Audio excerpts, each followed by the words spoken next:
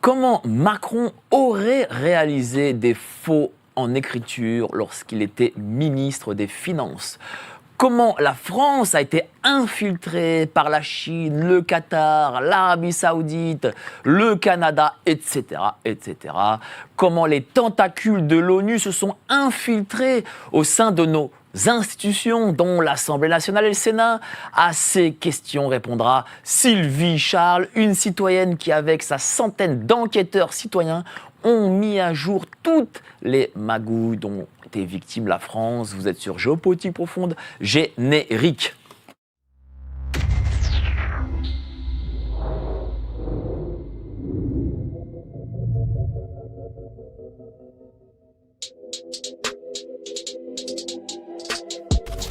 Nous sommes en guerre.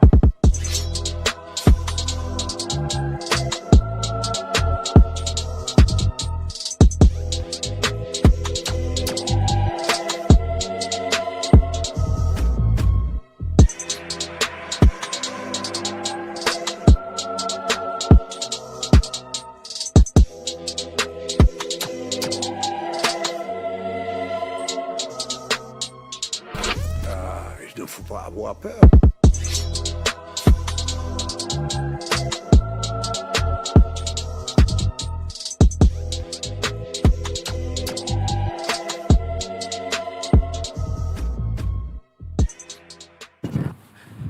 Il ne faut pas avoir peur. Bonsoir à tous, vous êtes sur Géopolitique Profonde, la chaîne qui est là pour remplacer les médias subventionnés. Vous avez adoré la première fois que Sylvie Charles est venue ici à nos studios.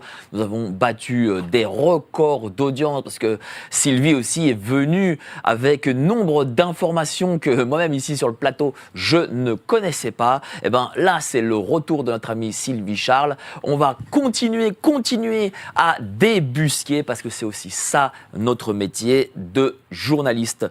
Ah oui, mais avant ça, évidemment, la lettre d'information de Géopolitique Profonde. N'hésitez pas à vous y abonner. Nous avons un nouvel auteur, Jean-Michel Vernochet. Il écrit sur le wokisme, le transhumanisme, un brillant article. Allez-y, vous cliquez sur le lien ci-dessous et vous vous y abonnez. Alors, bonjour, chère Sylvie, comment ça va? Bonjour mec, ça va très bien. Bon, le premier interview était explosif, on va dire. Oui, je me doute bien. Je pense que tu t'y attendais pas, mais bon... Moi non plus d'ailleurs, je veux dire, quand on a commencé à travailler sur le dossier, on ne s'attendait pas à arriver jusqu'à l'ONU, jusqu'à la Chine, jusqu'à la Russie, quoi. Voilà, donc je rappelle, Voilà. Toi tu n'es pas toute seule à travailler, tu as nombre d'enquêteurs, quasiment une centaine d'enquêteurs, et c'est pour ça aussi que les infos sortent et que voilà, parce que vous êtes pas, parce que souvent les journalistes travaillent seuls, parfois avec des sources, mais là pour le coup vous êtes vraiment 100 citoyens qui avaient décidé de mettre votre nez dans les affaires de l'État. On a des permanents et on a des personnes qui viennent, temporairement, parce que parce qu'ils ont envie de retrouver la France qu'on connaissait avant, avec ses lois et ses règles, et voilà, donc voilà.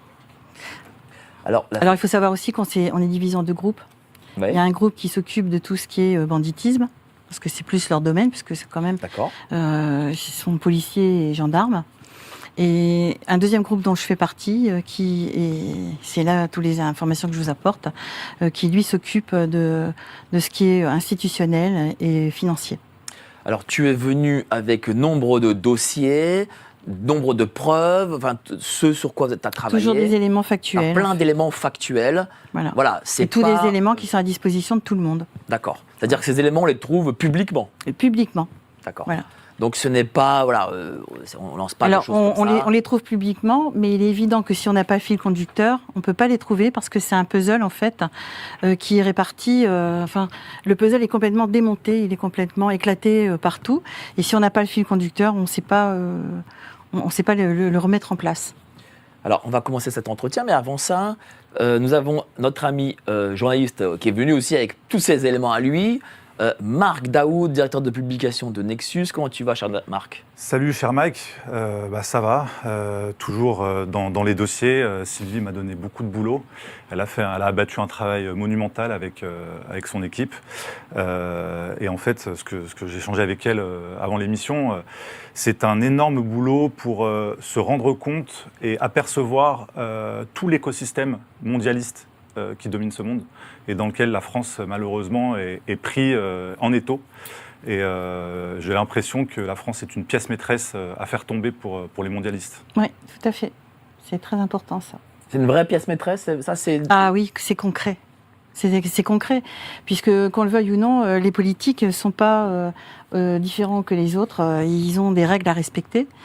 Et là aujourd'hui, et c'est bien pour ça d'ailleurs qu'ils travaillent dans l'ombre. Ils ne crient pas haut et fort, ils font les choses de façon plus ou moins discrète. Donc quand ils se sont rendus compte qu'ils ne pouvaient pas bouger notre Constitution comme ils le souhaitaient, eh bien, il fallait qu'ils entament une politique destructrice pour conduire les gens, les Français, à se débarrasser de cette fameuse Constitution qui leur pose problème aujourd'hui. Tiens, pour parler un peu d'actu, pas très longtemps, mais on va en parler quand même, la dissolution et ce qui se passe participe, j'imagine, du plan. Eh ben non, ça c'est... Non. Ah bon? Non, ça c'est bien parce que ça nous sert.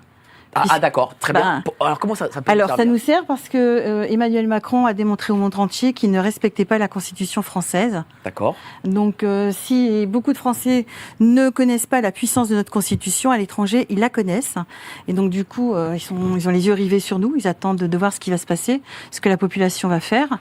Et puis deuxièmement, je veux dire, les députés qui derrière ont suivi Emmanuel Macron pour être élus en ne respectant pas encore une fois le délai de notre Constitution, ben, eux, ils sont aussi dans faute. Voilà. Et puis la troisième partie, eh bien, qui va les mettre en difficulté, c'est leur programme, puisque dans leur programme, il n'y a strictement rien sur les dysfonctionnements de la France réels, ce que j'ai soulevé la dernière fois que je suis passée chez toi, alors qu'ils ont tous reçu le rapport. Puisque les personnes, justement, qui sont abonnées, qui nous ont suivis sur la chaîne, j'en ai envoyé 1200.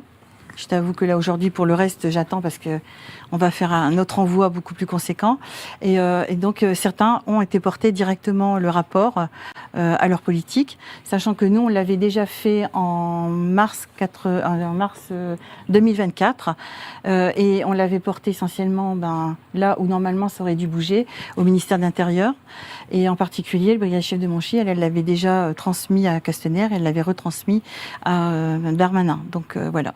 Et aujourd'hui, eh bien, il n'y a personne qui bouge sur ça, parce que ils sont embêtés. Je pense qu'ils ne savent pas par quel bout le prendre, ni comment faire. Voilà.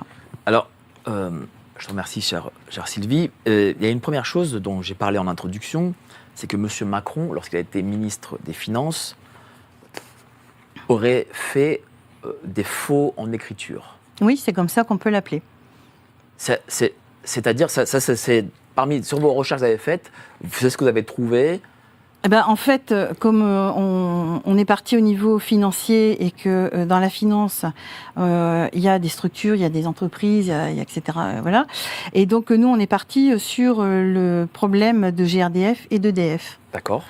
Et on a puis aussi parce que aujourd'hui, il y a un certain nombre de personnes qui rencontrent des difficultés avec ces organismes. Parce que justement, il y a des problématiques de sécurité, il y a des problématiques d'assurance. Parce que hier, GRDF et EDF étaient publics, donc là, en cas de sinistre, c'est l'État qui répond.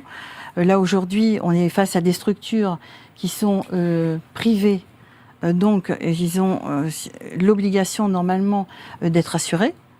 Et ça l'est beaucoup moins sûr, d'autant plus qu'aujourd'hui, ce sont des structures hybrides. Oui, mais parce que c'est quand même une accusation excessivement grave. Oui. Qu'est-ce qui a fait que M. Macron aurait réalisé ce four en écriture? D'abord, il n'a pas fait que ça, et puis en plus, je veux dire, il n'est pas le seul. Je veux dire, aujourd'hui, on a un gouvernement qui est défaillant, qui a énormément d'incompétences. On le voit dans l'application aussi dans nos institutions, je veux dire au niveau de la justice. Et donc là, on peut déjà prendre le premier contrat de service public, 2019-2023. Signé par M. Macron? Oui. D'accord. Signé. Il y a sa signature. Voilà. Elle est où? Alors lui, il est. C'est pas celui-là. Ah. C'est parce qu'il y a les deux.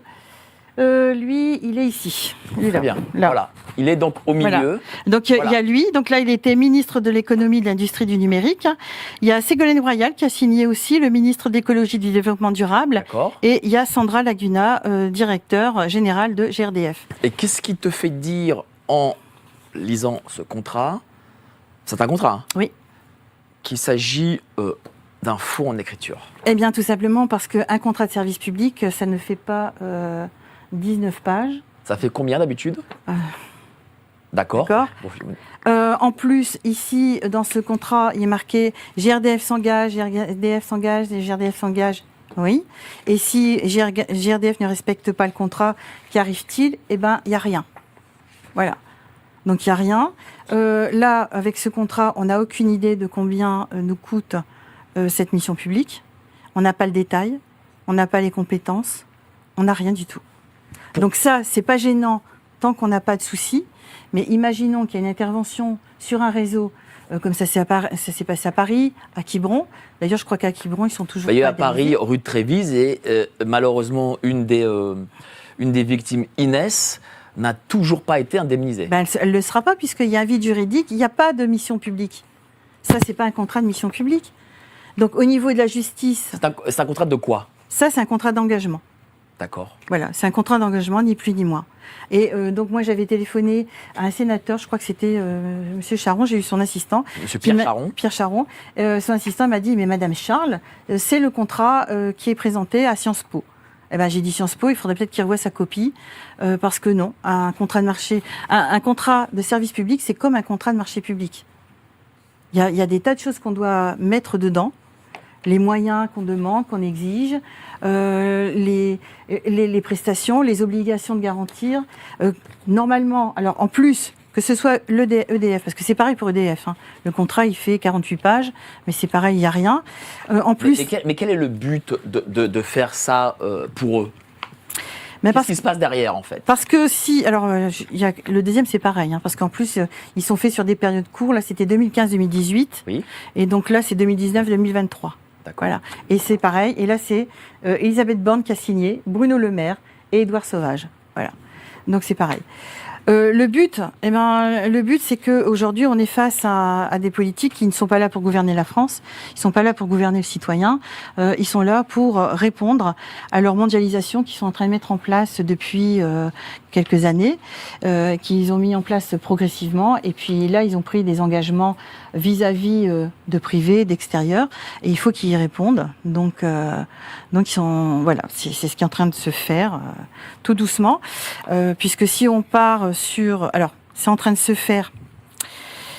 Alors, c'est compliqué, je ne sais pas comment l'expliquer simplement, parce que les personnes qui connaissent sauront. Ceux qui sont loin de ça, c'est un peu difficile.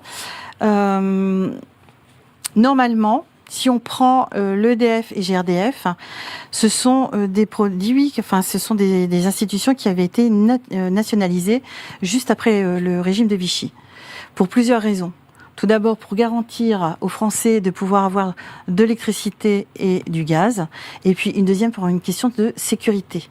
Parce que, par exemple, si on prend GRDF, il y avait tout un panel de lois, de règles, qui faisait que, en cas de problématique, le préfet était prévenu et il pouvait y avoir tout un déclenchement de secours qui se met en place, etc. Tout ça, ça a disparu. Il n'y a plus rien. Voilà. C'est même pire, puisque actuellement, les actionnaires ont demandé à ce que le tableau d'incidence soit réduit à 0.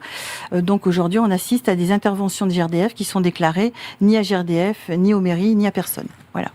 Donc, On a aussi des mairies qui n'ont pas fait de contrat de concession et qui ont donné l'action à d'autres structures comme les MEL, ce qui fait que tout ça, ça génère toutes des problématiques et ça devient très compliqué pour défendre ses droits quand on est confronté à... Donc ces changements de statut en société privée, il faut le dire, fait que... Aujourd'hui, très franchement, on ne sait plus dire si c'est privé ou public.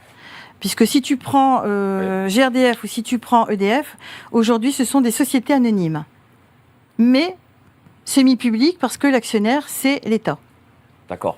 Et alors, quelles sont les conséquences de ces changements de statut pour les gens comme nous Alors, il faut savoir, et là c'est là qu'il faut bien connaître la différence entre le droit public et le droit privé. Le droit public, c'est tout ce qui est en commun. Et dans notre Constitution, il est bien noté qu'on a le droit de demander des explications sur l'utilisation de l'argent public à toute personne qui gère des fonds publics. Là, ça devient compliqué puisque là, par contre, j'ai rencontré à un moment donné certains députés qui m'ont dit on arrive nous-mêmes ne plus avoir de réponse parce qu'aujourd'hui, on a des structures qui sont semi-publiques, semi-privées. Donc du coup, ils vous disent c'est du privé, nous, on n'a pas à vous répondre. Ça veut dire qu'en gros, ces entreprises ne nous appartiennent plus. Alors, ils nous appartiennent plus, mais ils nous appartiennent quand même puisqu'on est actionnaire dedans.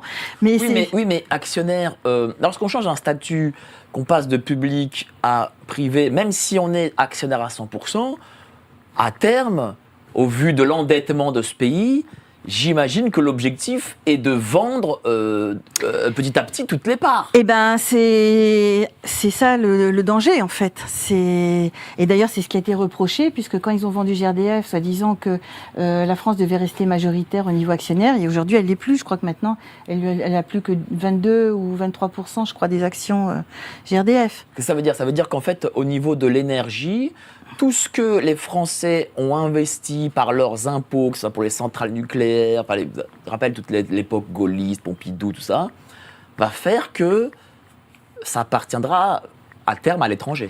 Sauf que ça, c'est ce que eux ils avaient envisagé. Sauf que nous, on a quand même, ça s'appelle de l'abus de confiance, ça s'appelle de l'escroquerie. Bien sûr.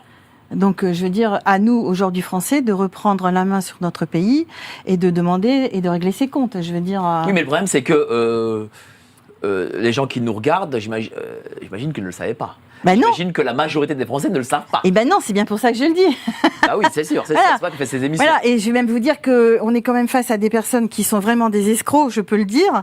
Par exemple, si vous prenez aujourd'hui EDF est une société anonyme, donc c'est passé en 2023, je me semble. C'est une société anonyme avec un seul actionnaire. La loi dit que si on est une société anonyme, on doit avoir au minimum 2 actionnaires. Et si on est coté en bourse, on doit avoir au minimum 7 actionnaires. Donc là, aujourd'hui, on est dans une structure qui est totalement illégale. Voilà. Donc toute cette structure est illégale. Tout est illégal. Et puis alors, au niveau... Mais ils le font quand même. Ils le font. Et qui va s'opposer ? Nos députés, ils ne bougent pas. Je veux dire, ils n'arrivent pas à se faire entendre. Et puis surtout, moi, ce que je reproche aux députés, c'est que même ceux qui voulaient bouger, au lieu de venir vers nous, ils ne viennent pas vers nous. Alors, je voudrais quand même que la technique puisse nous montrer les premières pages d'EDF que tu vas commenter. Voilà. Donc cette première page, qu'est-ce que c'est ? Ce sont les statuts d'EDF. Très bien. Voilà. Que tu as d'ailleurs sur toi. Que j'ai dû avoir quelque part, mais je pense que je ne l'ai pas sorti. Je crois. Bon, tu ne l'as pas sorti, mais en tout cas, voilà. Non. Donc, qu'est-ce qu'il est inscrit dans ces statuts ? Dans les statuts, il est marqué que c'est une société anonyme avec tout ce qui est expliqué concernant les actionnaires. Voilà. Donc, si on regarde ça, aujourd'hui, EDF... Voilà, statut, voilà. C'est privé. Électricité de France, on va montrer. Voilà. Donc, c'est une société privée. C'est une société privée. Alors que personne au sein de l'exécutif... l'a dit aux Français. Si. Ils l'ont dit. Si. Alors, très doucement. Il y a eu quelque chose. Alors par contre, voilà, ça c'est le communiqué de presse. Donc Bruno Le Maire, c'est pareil. Je veux dire, il fait tout et n'importe quoi. C'est Bruno Le Maire qui a fait ce communiqué de presse en précisant que que EDF était de nouveau nationalisé. Oui. Donc c'est pas le cas puisque c'est une société anonyme. Alors certes, aujourd'hui, la France est le seul actionnaire. Donc c'est illégal. Mais juridiquement, c'est-à-dire qu'ils auraient dû changer de statut pour nationaliser. Et la problématique, c'est que les personnes qui ont acquis EDF en privé, les actionnaires, les autres, ne sont pas d'accord parce que justement, il n'y a pas eu de contrat mission publique.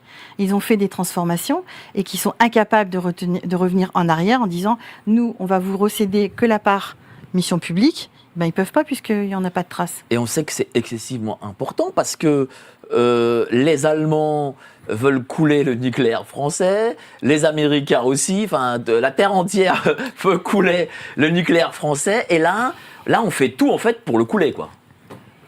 C'est ça. En gros, c'est ça. Bah, le fait, c'est que ils ont pris des directives. Par exemple, il y a très peu de personnes qui le savent dans les Hauts-de-France. On sert de terrain d'expérience pour GRDF. Quel type d'expérience ? Bah, on nous met du gaz, méthane, etc. Mais on n'est pas au courant, sauf que le gaz méthane n'est pas pareil que le gaz fossile. Donc il y a un problème de pression. Donc aujourd'hui, si vous passez dans le Nord, vous allez voir, les rues sont ouvertes régulièrement parce qu'il y a des fuites. Moi, j'ai découvert que le gaz, c'était quelque chose de très compliqué à enfermer. On ne parle pas non plus des crises sociales qu'il y a au sein d'EDF ou au sein de GRDF parce que le personnel n'est pas d'accord avec ce qui se passe, que ce soit au niveau professionnel, que ce soit aussi au niveau statut. Parce que là, aujourd'hui, les personnes qui travaillent à EDF, ils sont quoi ? Ils sont fonctionnaires, ils sont salariés, ils sont quoi ? En fait, d'un moment, ils doivent être fonctionnaires. Enfin, en tout cas, les anciens. Peut-être pas les nouveaux. Même les anciens. Un fonctionnaire ne peut pas se retrouver dans une société privée. Et donc là, c'est quoi exactement ? Alors, il faut quand même savoir qu'aujourd'hui, on découvre des personnes qui sont en difficulté. Par exemple, qui sait aujourd'hui que Pôle emploi, qui est devenu France Emploi, est public ? Donc là, c'est le vol de l'argent des entreprises et des salariés, puisque l'État n'a pas à mettre son nez là-dessus. Ce n'est pas son rôle. Qui le sait ? Personne. Et qui sait que les personnels qui étaient salariés, qui étaient en fin de carrière, qui étaient en fin de retraite, se sont retrouvés en difficulté parce que leur statut n'a pas été pris en considération et qu'aujourd'hui sont en train de se battre devant les tribunaux où ils ont la surprise où on les envoie en correctionnel. Parce que comme c'est du privé, on les envoie là, plutôt que l'administratif. Sauf que aujourd'hui, mais ça devient Oui, il y a une envie. De casser, de démolir. Voilà, de tout vendre à la découpe. D'ici 2027, de tout vendre. C'est pour ça que je pense que les gens qui se disent oui, M. Macron va démissionner, je pense qu'il ne démissionnera pas. Mais même s'il démissionne, ça ne changera rien, puisque c'est pas lui qui a engagé tout ça. Ça a été engagé bien avant. En fait, ça a été fait vraiment du fait que ça a été fait progressivement, on n'a pas vu les choses arriver. C'est une emprise qui a été mise sur la France et qui a démarré dès la Deuxième Guerre mondiale, soyons clairs. Alors, on a parlé un peu en antenne de BlackRock. Et tu m'as dit quelque chose que je trouve quand même surprenant, parce que quand on parle de BlackRock, en tout cas sur ces plateaux et dans mes émissions à Radio Courtoisie, BlackRock est en gros, avec Vanguard, le dernier maillon de la chaîne, en gros, enfin le haut de cet iceberg, quoi. Je veux dire, le dernier maillon, enfin c'est le maillon le plus haut, on va dire, du mondialisme. Qu'est-ce que toi t'en penses ? Pour moi, c'est une tentacule, c'est en deçà. C'est l'homme de main, si tu veux, quelque part. C'est à qui on donne des missions, on lui dit voilà, tu fais ci, tu fais ça, et il y va. Ça veut dire qu'il y a au-dessus de ça encore ? Mais c'est parce que c'est compliqué à expliquer, mais en fait, il y a tout. Vas-y, t'as le temps. On est quand même face à de la criminalité. Donc, ils ne jouent pas avec les mêmes règles que nous. Donc, l'objectif, c'est pas de rendre service. L'objectif, c'est de vous arnaquer, de vous faire croire que ce qu'ils font, le font bien. Et que c'est eux qui le font. Donc, il faut qu'ils trouvent des parades. Parce que si on trouve toujours les mêmes, ça devient inquiétant. Et puis, s'il y en a un qui tombe, il faut qu'il y en ait un autre qui puisse prendre le relais. Donc, ils envoient des missiles, en fait. Donc, BlackRock, si on lui a dit, tu fais ça. Puisqu'on découvre parfois qu'il y a des structures qui sont rachetées et on voit arriver un autre acheteur derrière. Celui qui a acheté n'est pas celui qui va exploiter son achat. Et on a caché celui qui est derrière parce qu'on sait que le vendeur n'aurait pas vendu à celui-là. Et c'est le danger qu'on a aujourd'hui en France avec ces structures qui sont des structures hybrides, qui sont ni publiques ni privées, et dont ils jouent et qui font les choses de n'importe comment. Je veux dire, voilà. Est-ce qu'on sait aujourd'hui qui est derrière BlackRock ? Alors pour moi aujourd'hui, par rapport à mon dossier, parce que nous on a tapé haut, nous on est parti dans la tête, et par rapport à ce que nous on voit aujourd'hui, ceux qui mènent la danse financière à haute échelle, c'est la Banque des règlements internationaux suisses, les banques centrales, la BERD et aujourd'hui un acteur qui s'est mis en place depuis 2015, la BAI, puisque je viens de découvrir que la Banque mondiale, qui est la banque qui est placée sous l'ONU, la Banque mondiale, aujourd'hui, elle est en train de lier des partenariats avec la BAI, qui est la Banque asiatique d'investissement et d'infrastructure. Alors, ce qui est important aussi, c'est que toutes ces structures-là, alors, pourquoi je dis que c'est eux ? Parce que ces banques-là, ce ne sont pas des banques capitaux. Ce sont des banques, entre guillemets, politiques.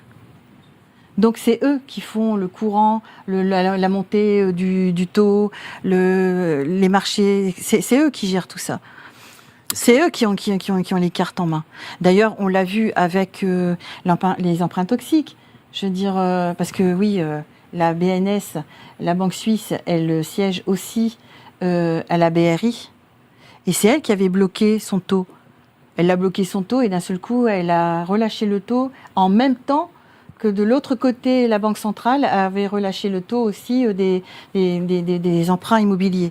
Ce qui fait que, en même temps, le fait qu'il y ait cette coïncidence qu'en même temps ils décident tous les deux de faire monter les taux immobiliers, l'autre de lâcher le franc suisse pour qu'il remonte, je veux dire, il est nul. Donc c'est bien calculé. On est quand même dans des chiffres là. C'est pas de l'aléatoire, c'est bien du pensé. Donc résultat, ça nous a fait une belle crise. Voilà, donc crise, mis en difficulté. En plus en France, qui a été le plus touché ? Nos collectivités locales, les CHR, les centres, tous ces établissements-là ont été pris. Et qu'est-ce qui s'est passé ? Le gouvernement français, normalement, devait se retourner contre les banques centrales, contre la BRI, puisque c'est leur rôle, c'est eux qui doivent faire le contrôle. Parce que dans les contrats qui ont été faits, il y a une grosse faute professionnelle. C'est que quand on fait des placements à long terme, par exemple avec des taux, les taux immobiliers, donc là c'était plus du côté États-Unis, c'était l'Espagne qui a été touchée, l'Autriche, tous les pays ont été touchés par cette baisse de taux immobiliers. Nous on a été touchés plus par les emprunts toxiques avec les emprunts sur le franc suisse. Qu'est-ce qui se passe ? Je veux dire, quand vous prenez un engagement sur 20 ans, pendant 20 ans, vous devez bien penser en tant que professionnel que la Suisse, elle ne va pas bloquer le franc suisse pendant 20 ans. Donc, qu'est-ce que vous faites ? Vous mettez ce qu'on appelle un plancher. Vous dites qu'arrivé à tel montant, vous bloquez. Et vous vous mettez d'accord avec le client. C'est pareil pour les taux variables. Quand vous avez un taux variable, vous savez bien que vous partez sur un prêt qui va être remboursé sur 20-25 ans. Le taux variable, il peut monter. Alors, il peut baisser. C'est pas gênant. Mais s'il monte, c'est pareil. On met un taux plancher. Là, ça n'a pas été mis. Pourquoi ? Volontairement, parce que l'objectif c'était d'endetter les pays, d'endetter nous la France, ça nous a endettés puisque c'est nous qui avons payé, c'est nous les Français qui avons payé la catastrophe. C'est-à-dire que l'objectif là les 3 000 milliards d'euros de dette que possède la France, et 30 000 milliards d'euros. Elle n'aurait jamais dû avoir. Jamais dû. Jamais. Et c'est fait sciemment. Bien sûr que c'est fait sciemment. Pour que toujours nous payons par l'impôt. C'est fait sciemment parce qu'il y a un tribunal, parce qu'il y a quand même des magistrats qui sont bien.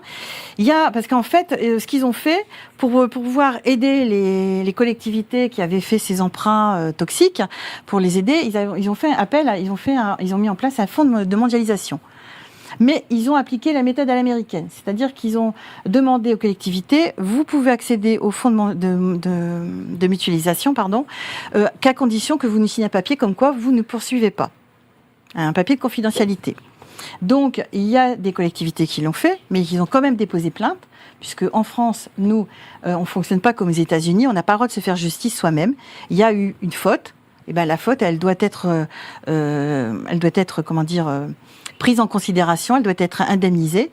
Donc c'est celui qui est responsable de la faute qui doit... Voilà. Donc ils ont condamné la banque.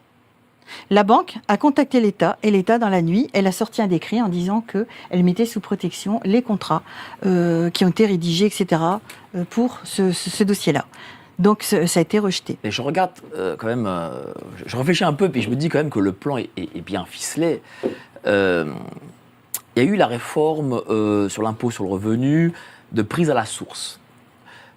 Un an avant, l'impôt sur le revenu rapportait à peu près 40 milliards par an.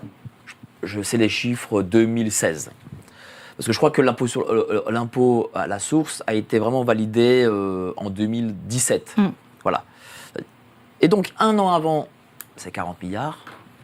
Un an après, l'impôt à la source est mis en place. C'est 85 milliards de recettes. C'est quand même bien ficelé tout ça. Ah oui? C'est-à-dire qu'en fait, aujourd'hui, toutes les réformes fiscales faites par l'État ont pour objectif d'augmenter les impôts des gens, la recette, de leur prendre les sous pour, en plus, créer cet endettement. Bah oui. Enfin, c'est fou, quoi. Bah oui, mais c'est machiavélique. Hein. Je veux dire, ils ont besoin de faire tomber un système et donc ils ont besoin. Et alors pour faire tomber ce système, ils ont aussi besoin d'argent rapide, d'où la montée de la criminalité, d'où le fait qu'aujourd'hui la France est quand même reconnue par Europol comme travaillant, enfin protégeant la criminalité, le grand banditisme et tout ce qui va avec, tout ce qui suit. Donc bien sûr qu'ils ont besoin d'argent, ils ont besoin de beaucoup d'argent. Et là, ils vont encore en avoir besoin de beaucoup plus. Parce que vu ce qui est en train de se passer, et comme on est en train de monter au créneau, et comme l'air de rien, j'étais entendu chez toi, mais figure-toi que j'étais entendu aussi en Afrique, Oui. mais dans un autre contexte, parce que j'étais intervenue, c'est en 2018, on m'avait posé une question sur Eurogenfort. Je suis intervenue sur Eurogenfort, sur Univers TV, et cette vidéo a fait apparemment le buzz partout, et en Afrique, ça a fait un clash. Et aujourd'hui, j'ai découvert que j'étais sur Eurogenfort. Je passe sur Eurogenfort, et il y a un journaliste qui s'appelle Laurent Frécus, je crois, de TV5 Monde, qui explique que non, ce que je dis, c'est faux. Eurogenfort, c'est légal, il n'y a pas de problème.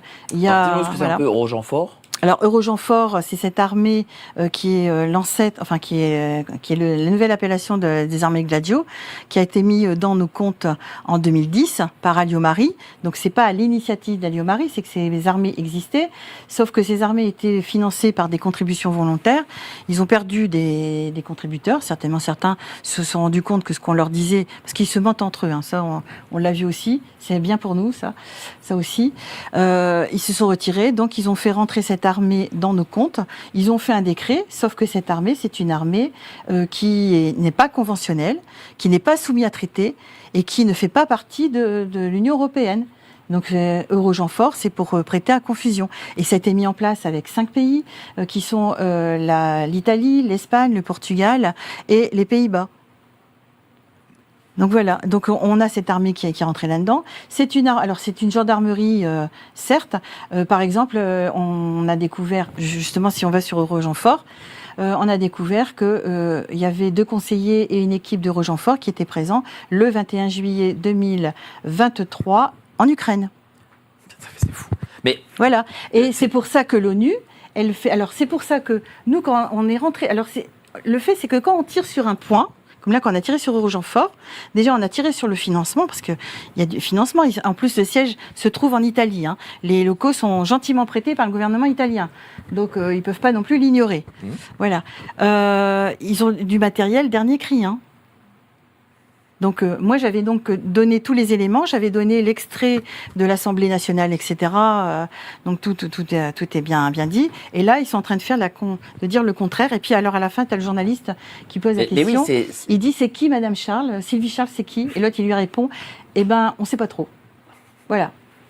Donc moi j'ai téléphoné à TV5, donc le journaliste est en congé. J'ai dit moi j'ai des explications à vous demander. Donc maintenant ils sauront. Voilà. Ils sauront parce que comme on fait les émissions ici et que les gens les partagent, ils sauront et je pense qu'ils savent déjà. Tu as parlé de l'ONU, on va rebondir sur l'ONU. C'est quand même excessivement important parce que l'ONU, théoriquement, c'est une agence internationale qui fait le bien dans le monde. Voilà, donc c'est pas vraiment ça l'ONU en fait, dans les faits. Dans les faits, ouais, dans les faits. Dans les faits, c'est quoi? Est-ce que c'est le bras armé du mondialisme? Ouais, mais moi, avant ça, j'aurais bien aimé qu'on avance, qu'on va un peu plus loin, parce Vas-y. que on parlait d'Emmanuel Macron avec les. Bon, on a vu qu'il GRDF. n'est pas tout seul, tout le monde a suivi. Je veux dire, tout le monde suit au niveau de.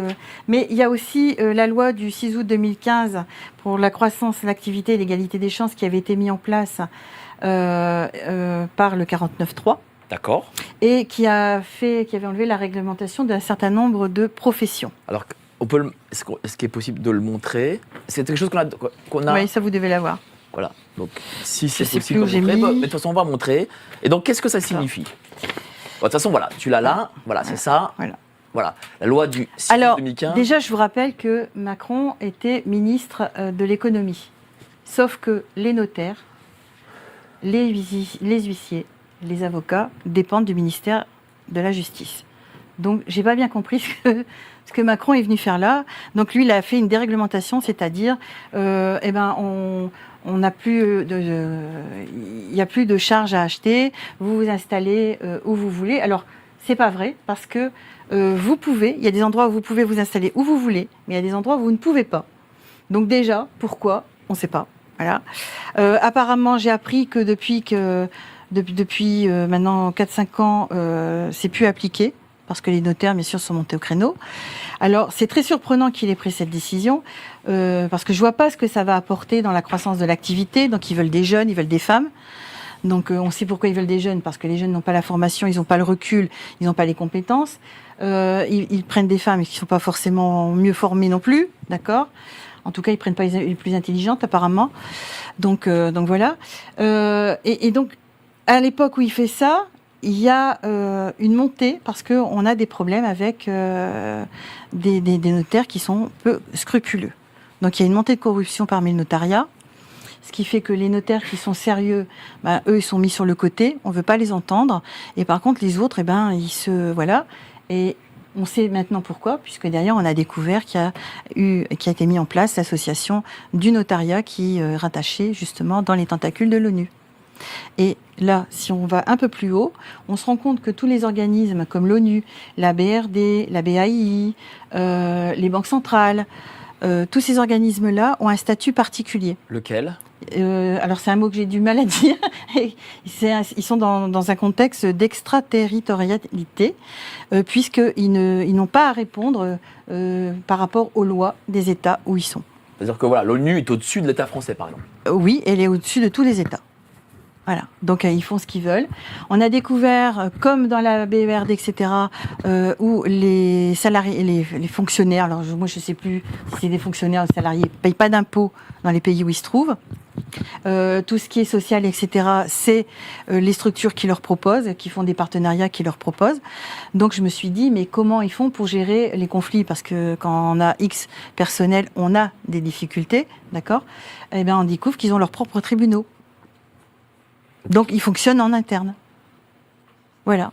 Donc, c'est une sorte de l'ONU de Cosa Nostra. C'est comme la BERD, en fait. Ce sont c'est un État mondial. Voilà. Ils fonctionnent en circuit fermé. Alors, moi, la question que je me pose, c'est quel est le statut des chefs d'État là-dedans? Mais à la rigueur, on pourrait se dire, bon, ils sont en circuit fermé, pourquoi pas? Mais le problème, c'est qu'ils font de l'ingérence. Et ils s'ingèrent dans nos affaires françaises, par exemple. Alors, pour moi, ils ne doivent pas travailler en circuit fermé. Ils ne doivent pas travailler dans ce système-là, parce que les personnes quand même qui y siègent et qui prennent les décisions pour les autres États... Oui, c'est ça, ils prennent des décisions pour les autres États. Mais oui, mais c'est quand même nos dirigeants qui y siègent. Oui, évidemment. Donc parce que je vous rappelle qu'on est un État souverain. Non, mais ce que je voulais dire, c'est que si l'ONU avait sa propre vie et que bon, ils étaient comme une forme de personnes qui s'opposaient à des méchants, elle n'existerait pas. Non, puis elle n'existerait pas parce qu'elle serait pas entendue de toute façon.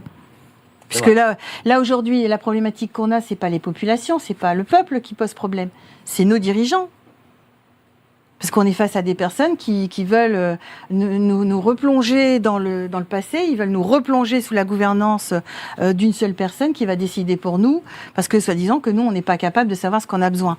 Donc je suis désolée, mais En fait, on a fait confiance parce que on a cru qu'après la Deuxième Guerre mondiale, ils allaient être là vraiment pour jouer leur rôle et nous protéger.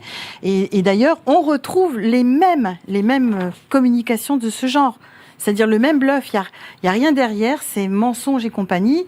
Moi, j'ai cherché, j'ai dit, bon, depuis 1945, quand même, l'ONU, elle a bien mis quelque part une démocratie. Eh bien, rien. Tous les pays où ils sont passés, ils sont en guerre, ils sont en bagarre, parce qu'on parle de l'Ukraine, on parle de Gaza, on parle d'Israël, mais on ne parle pas de ce qui se passe au Congo, en Guinée, ce qui s'est passé en Algérie, ce qui se passe à Burkina Faso, ce qui se passe au Mali. Donc quel est le rôle de l'ONU au Cambodge. Quel est le réel rôle de l'ONU? Eh bien, le rôle de l'ONU, l'objectif, pour moi, alors déjà, il faut savoir que après la Deuxième Guerre mondiale, il y a eu un énorme choc psychologique dans les populations parce que c'était pas une guerre uniquement une guerre d'armes, puisqu'il y a une chose dont on parle très peu. D'ailleurs, les jeunes ne sont pas au courant parce que bizarrement, on leur a pas expliqué. C'est la 5e colonne. C'est qu'à un moment donné, les personnes se sont levées le matin avec un voisin, un ami, un parent, chemise noire et qui travaillait pour la Gestapo, qui travaillait pour la Wehrmacht. Et ça, c'était choquant parce que c'était plus une guerre où tu connais pas l'ennemi en fait. Là, tu as l'ennemi à côté de chez toi et tu sais pas comment tu vas pouvoir vivre les choses puisque c'est la délation. Les gens sont emportés. Il faut savoir que les camps de concentration, d'après ce que nous on a découvert, les Européens n'étaient pas au courant. Ils l'ont su parce qu'il y en a qui se sont évadés, mais sinon l'information n'était pas diffusée, n'était pas donnée. Donc, comme c'était très choquant, ils ne pouvaient pas repartir sur un contexte d'autorité. Alors, il y a eu, nous en France, on a eu surtout qu'il faut quand même savoir qu'avant la Deuxième Guerre mondiale, avant la mise en place du gouvernement de Vichy, on avait, nous, une Troisième République, qui a été celle qui a duré la plus longtemps, en fait, jusqu'à présent. Et qui était déjà en danger, puisqu'elle avait été mise en danger par ce qu'on appelle le groupe Les Cagoules, l'extrême droite. Oui, en 1934. Voilà. Et qu'à l'époque, ils ont... En fait, à l'époque, les services de police ont minimisé l'affaire, puisque il y avait quand même des ramifications sur nos frontières, sur la frontière espagnole, la frontière italienne, qui s'étaient mis en place. Donc, ils n'ont pas vu arriver. Et puis, il y a eu le régime de Vichy, qui a été très marquant, d'ailleurs. Et ensuite, derrière, il y a eu le gouvernement de transition et il y a eu la 4e République. Alors, moi, c'est hier, je ne sais plus quelle est cette personne, j'ai entendu à la télévision, je n'ai pas retenu son nom. Elle dit, aujourd'hui, on a l'impression de se retrouver sous la 4e République. Oui, on est sous la 4e République, puisqu'il nous ressort des textes et des lois qui sont vieilles qui datent de cette période-là. Et puis, en plus, ils arrivent à le faire croire aux gens, c'est ça qui est encore pire. Mais il y a une grosse différence. C'est que la 4e République, c'était en fonction de sa composition, puisque le pouvoir était donné aux députés. C'était eux qui faisaient la Constitution. C'est un pays parlementaire. Ben voilà, c'était eux qui faisaient la Constitution, c'était à eux de construire quelque chose. Ils n'ont pas su se mettre d'accord parce que chacun se tirait la couverture à soi et le pays était en train de monter, le pays il était prêt à reprendre les armes et à en découdre avec leurs représentants. Et c'est là que moi je le dis comme je le pense, je ne suis pas historienne. Hein, donc, voilà. Et derrière, qu'est-ce qui s'est passé ? Il y a un groupe de politiques, dont le général de Gaulle, dont René Coty. Il a dit on va mettre un terme à tout ça, on va proposer aux Français de voter la souveraineté de la nation, s'ils l'acceptent ou pas. Et ils ont soumis aux Français notre constitution qu'on connaît aujourd'hui, qui n'est pas seule, puisque nous, on n'est pas comme des États-Unis, on n'a pas qu'un texte. Nous, on a un texte avec un certain nombre d'articles, et à côté, on a la Déclaration des droits de l'homme et citoyen de 1789, qui est très bien écrite, et on a le préambule de 1946. Alors, quand j'entends aujourd'hui quelqu'un qui me dit « Oui, mais on a des représentants et leur donne les pleins pouvoirs », ah non, vous lisez la Constitution, ils ont leur feuille de route, c'est marqué dedans. Le fait, c'est que jamais, je pense qu'à l'époque-là, ils n'ont jamais pensé qu'on allait avoir de nouveau des Français qui allaient trahir les Français. Et là, aujourd'hui, on est dans de la trahison. Aujourd'hui, on a un exécutif qui trahit. Moi, je suis plus mauvaise que ça. On a des politiques qui nous trahissent. Je suis passée chez toi, je veux dire, je dénonce un dossier de blanchiment d'argent, de financement de terrorisme. Je dénonce ce qui se passe dans la police, où il y a quand même, où on suicide les gens, on tue les gens. Je veux dire, qui est venu me rencontrer, qui est venu me prendre contact avec moi? Je veux dire, des citoyens qui se sont présentés d'ailleurs comme citoyens. Je veux dire. D'ailleurs, tu as eu beaucoup de citoyens qui sont venus voir. J'en ai eu aujourd'hui, avec toi et Nicolas Bouvier, puisque ça s'est fait en même temps, je suis à plus de 1500. 1500. Plus de 1500. Quand même. Donc j'ai réussi à répondre à 1200. Là, j'ai dit que comme je vais sortir, puisque là, comme on est rentré en résistance et que on va donner la feuille de route de la résistance, je vais tout leur donner en même temps. Et alors les messages que j'ai, c'est on est tombé par terre, on savait bien qu'il se passait quelque chose, mais quand même pas de cette ampleur-là. Voilà, donc c'est la grande découverte, ça a été la grande surprise. Et on m'a demandé les documents. Voilà. Merci à toi, chère Sylvie. On va passer au grand débat, à la grande discussion plutôt, avec notre ami Marc Daoud qui est venu avec ses recherches à lui aussi. Alors si tu veux bien avant, vas-y. Je vais te donner un exemple de comment on peut faire avaler les couleuvres à tout le monde. Ça c'est la couverture du livre du policier Alexandre Langlois. Je pense que vous en avez entendu parler. Oui, je l'ai déjà entendu. Voilà. Donc, à un moment donné, tout le monde faisait l'apologie de son bouquin et on m'a dit, mais Sylvie, tu sais, il doit tout raconter dans son bouquin. Donc, j'ai dit, ok, s'il raconte tout, c'est bien. Moi, c'est bon, ça me va. Il a beaucoup perdu pour avoir raconté beaucoup. Ah ben, sauf qu'il raconte pas beaucoup, déjà. Et puis, moi, je me suis arrêtée à la page 17. J'ai dit, là, il y a un sérieux problème quand même. Parce que Monsieur Langlois, il a quand même une licence en droit et en politique. Oui. Et à la page 17, il écrit ceci. Le peuple ou le pouvoir? La première question est philosophique. Au service de qui doit être la police nationale? En France, elle est fondée sur deux textes diamétralement opposés. Le plus ancien, l'article 12 de la Déclaration des droits de l'homme et du citoyen de 1789, prévoit que la garantie des droits de l'homme et du citoyen nécessite une force publique. Cette force est donc instituée pour l'usage de tous et non pour l'utilité particulière de ceux auxquels elle est confiée. Alors là, écoutez la suite. Le texte le plus récent qui sert de base légale à la police nationale actuelle est la loi du 23 avril 1941 portant organisation générale des services de police en France, signée par le chef de l'État, Philippe Pétain.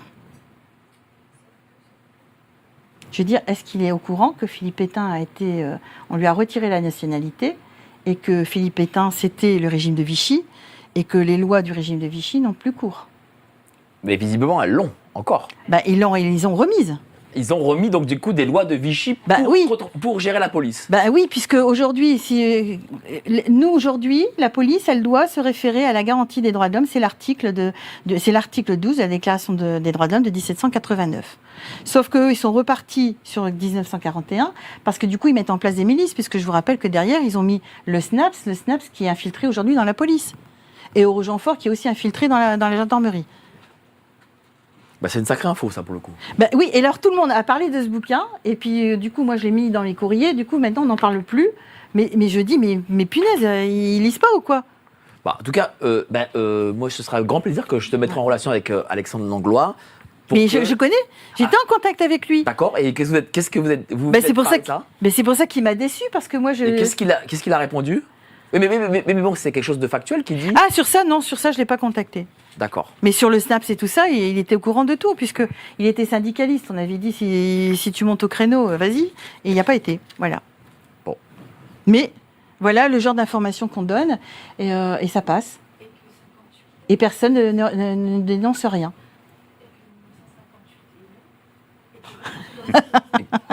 Non, parce qu'elle tient aussi à sa constitution. Oui, je veux dire, là, aujourd'hui, c'est 1958, donc c'est les lois de 1958, c'est notre constitution qui fait foi. Point.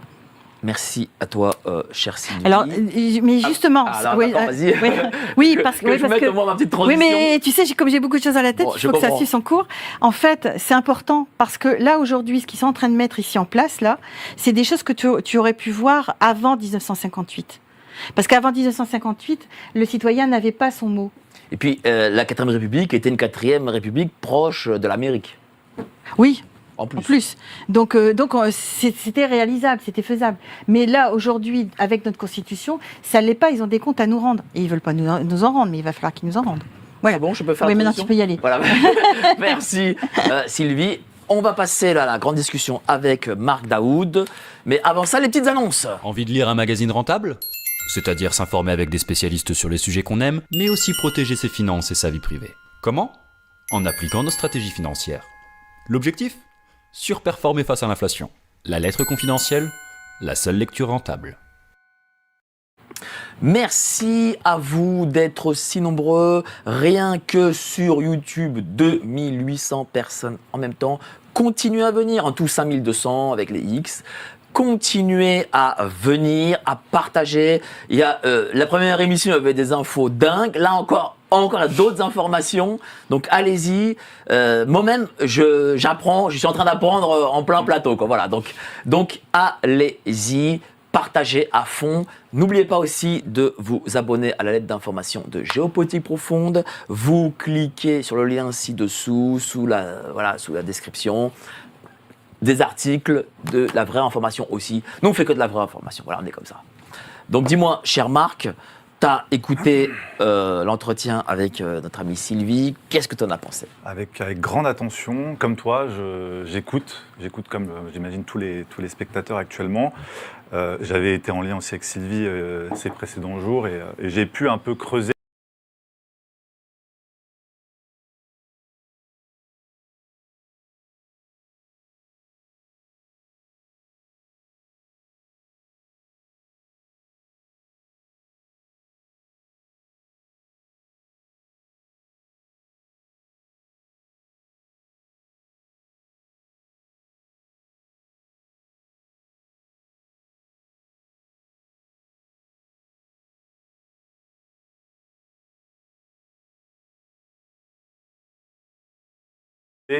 Franchement, c'est un boulot énorme, mais je comprends que c'est... Donc déjà, c'est pas une hurluberlu qui raconte des trucs, non.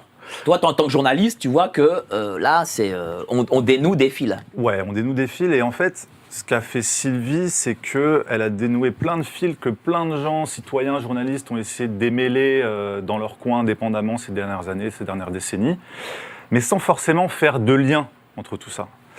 Et la force de ce rapport et de sa vision globale des choses, c'est de mettre un peu d'ordre dans tout ce bordel. Parce que c'est vrai, il faut le dire, franchement, la plupart des gens n'y comprennent rien. Et moi, j'ai mis du temps à comprendre un tout petit peu.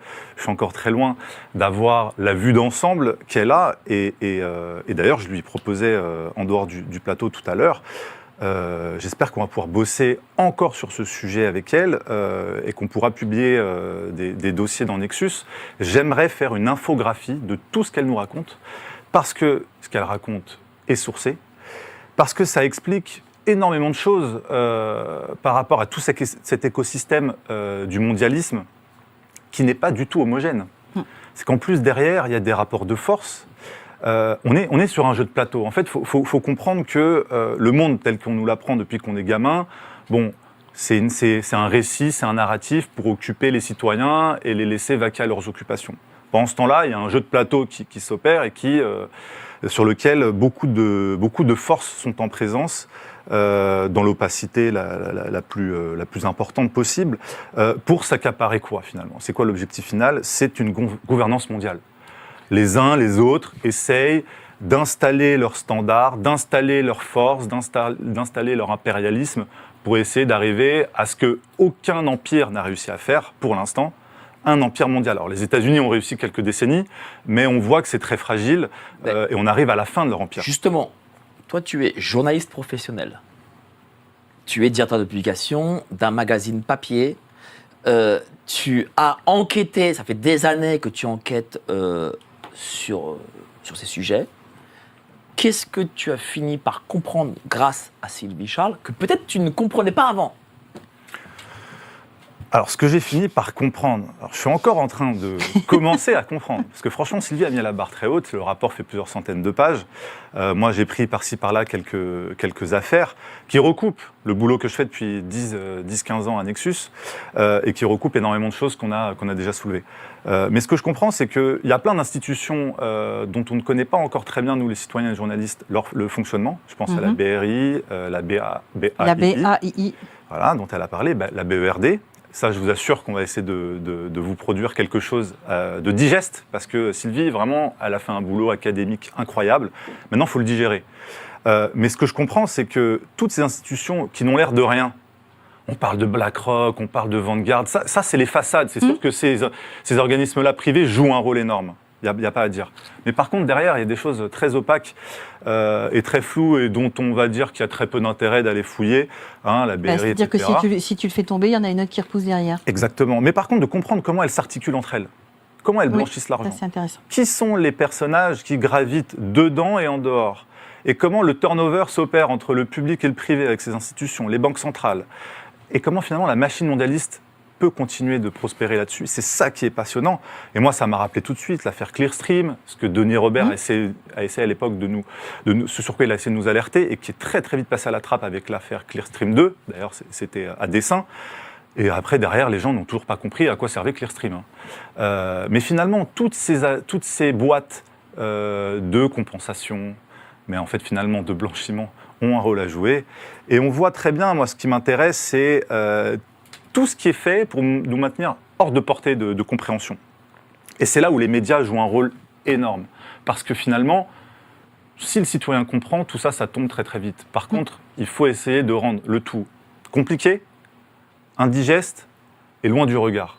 Et les médias mainstream sont là pour ça. Et c'est pour ça d'ailleurs... Et instaurer la peur. Alors la peur, d'ailleurs, je voulais revenir parce que moi, j'ai pensé tout de suite à quelques affaires franco-françaises, mais qui montrent un petit peu que dès qu'on met le nez dedans, il en va de sa propre vie. Je pense à l'affaire Boulin, 1979. On retrouve un ministre dans un étang à Fontainebleau parce qu'il avait des affaires de corruption à dévoiler sur le financement du RPR. Et on voit très bien comment la machine judiciaire médiatique se met en place immédiatement pour valider la thèse du suicide et écarter immédiatement l'homicide. Et c'est là où on voit, parce qu'on a découvert par la suite, il y a eu un envoyé spécial d'Élysée Lucet très bien documenté là-dessus, je vous invite vraiment à aller le voir, pour montrer que finalement c'est une partie émergée de l'iceberg, ça. Il y a quand même un ministre qui est assassiné dans la République, c'est quand même énorme. Ça veut dire quoi? Que dès qu'on met le doigt sur les affaires de corruption et que ça implique des gens qui ont des choses à cacher, derrière, la menace, elle est évidente, il en va de votre propre vie, que vous soyez ministre ou pas. On l'a vu avec Bérégovoy ensuite, la même chose. Il a voulu publier des affaires sur de la corruption. Il en a coûté aussi c'est pour sa ça propre qu'il faut vie. publier tout de suite et après Il faut faire exactement. Faut faire la lumière là-dessus. Et là, la force que tu as, Sylvie, c'est de bosser avec des bénévoles, avec énormément de gens. Oui, c'est que vous êtes une centaine. Alors, c'est pas comme un journaliste seul. Non, mais C'est il faut quand même que j'explique une chose, c'est que nous, au départ, j'avais 7 personnes et moi, on était 8, d'accord? Au départ, on avait prévu de mettre en place une association. Parce que c'était plus facile à gérer, parce que c'est beaucoup plus simple. Sauf qu'on avait à peine mis en place l'association que les membres fondateurs étaient déjà menacés. Ils avaient déjà des ennuis. Quel type d'ennui? Dans leur boulot, puisque c'était des policiers, donc voilà quoi. Donc le harcèlement commençait à rentrer, voilà. Donc on a pris la décision, on a dit on laisse l'association sur le côté. Et j'ai dit on va faire, parce que je suis quand même la meneuse dans cette histoire. Donc j'ai dit, parce que j'ai dû réapprendre quand même aussi aux policiers à enquêter, parce qu'on leur apprend à cloisonner. Exactement. Mais... Et ça va pas du tout. Non. Donc on a fait des ramifications.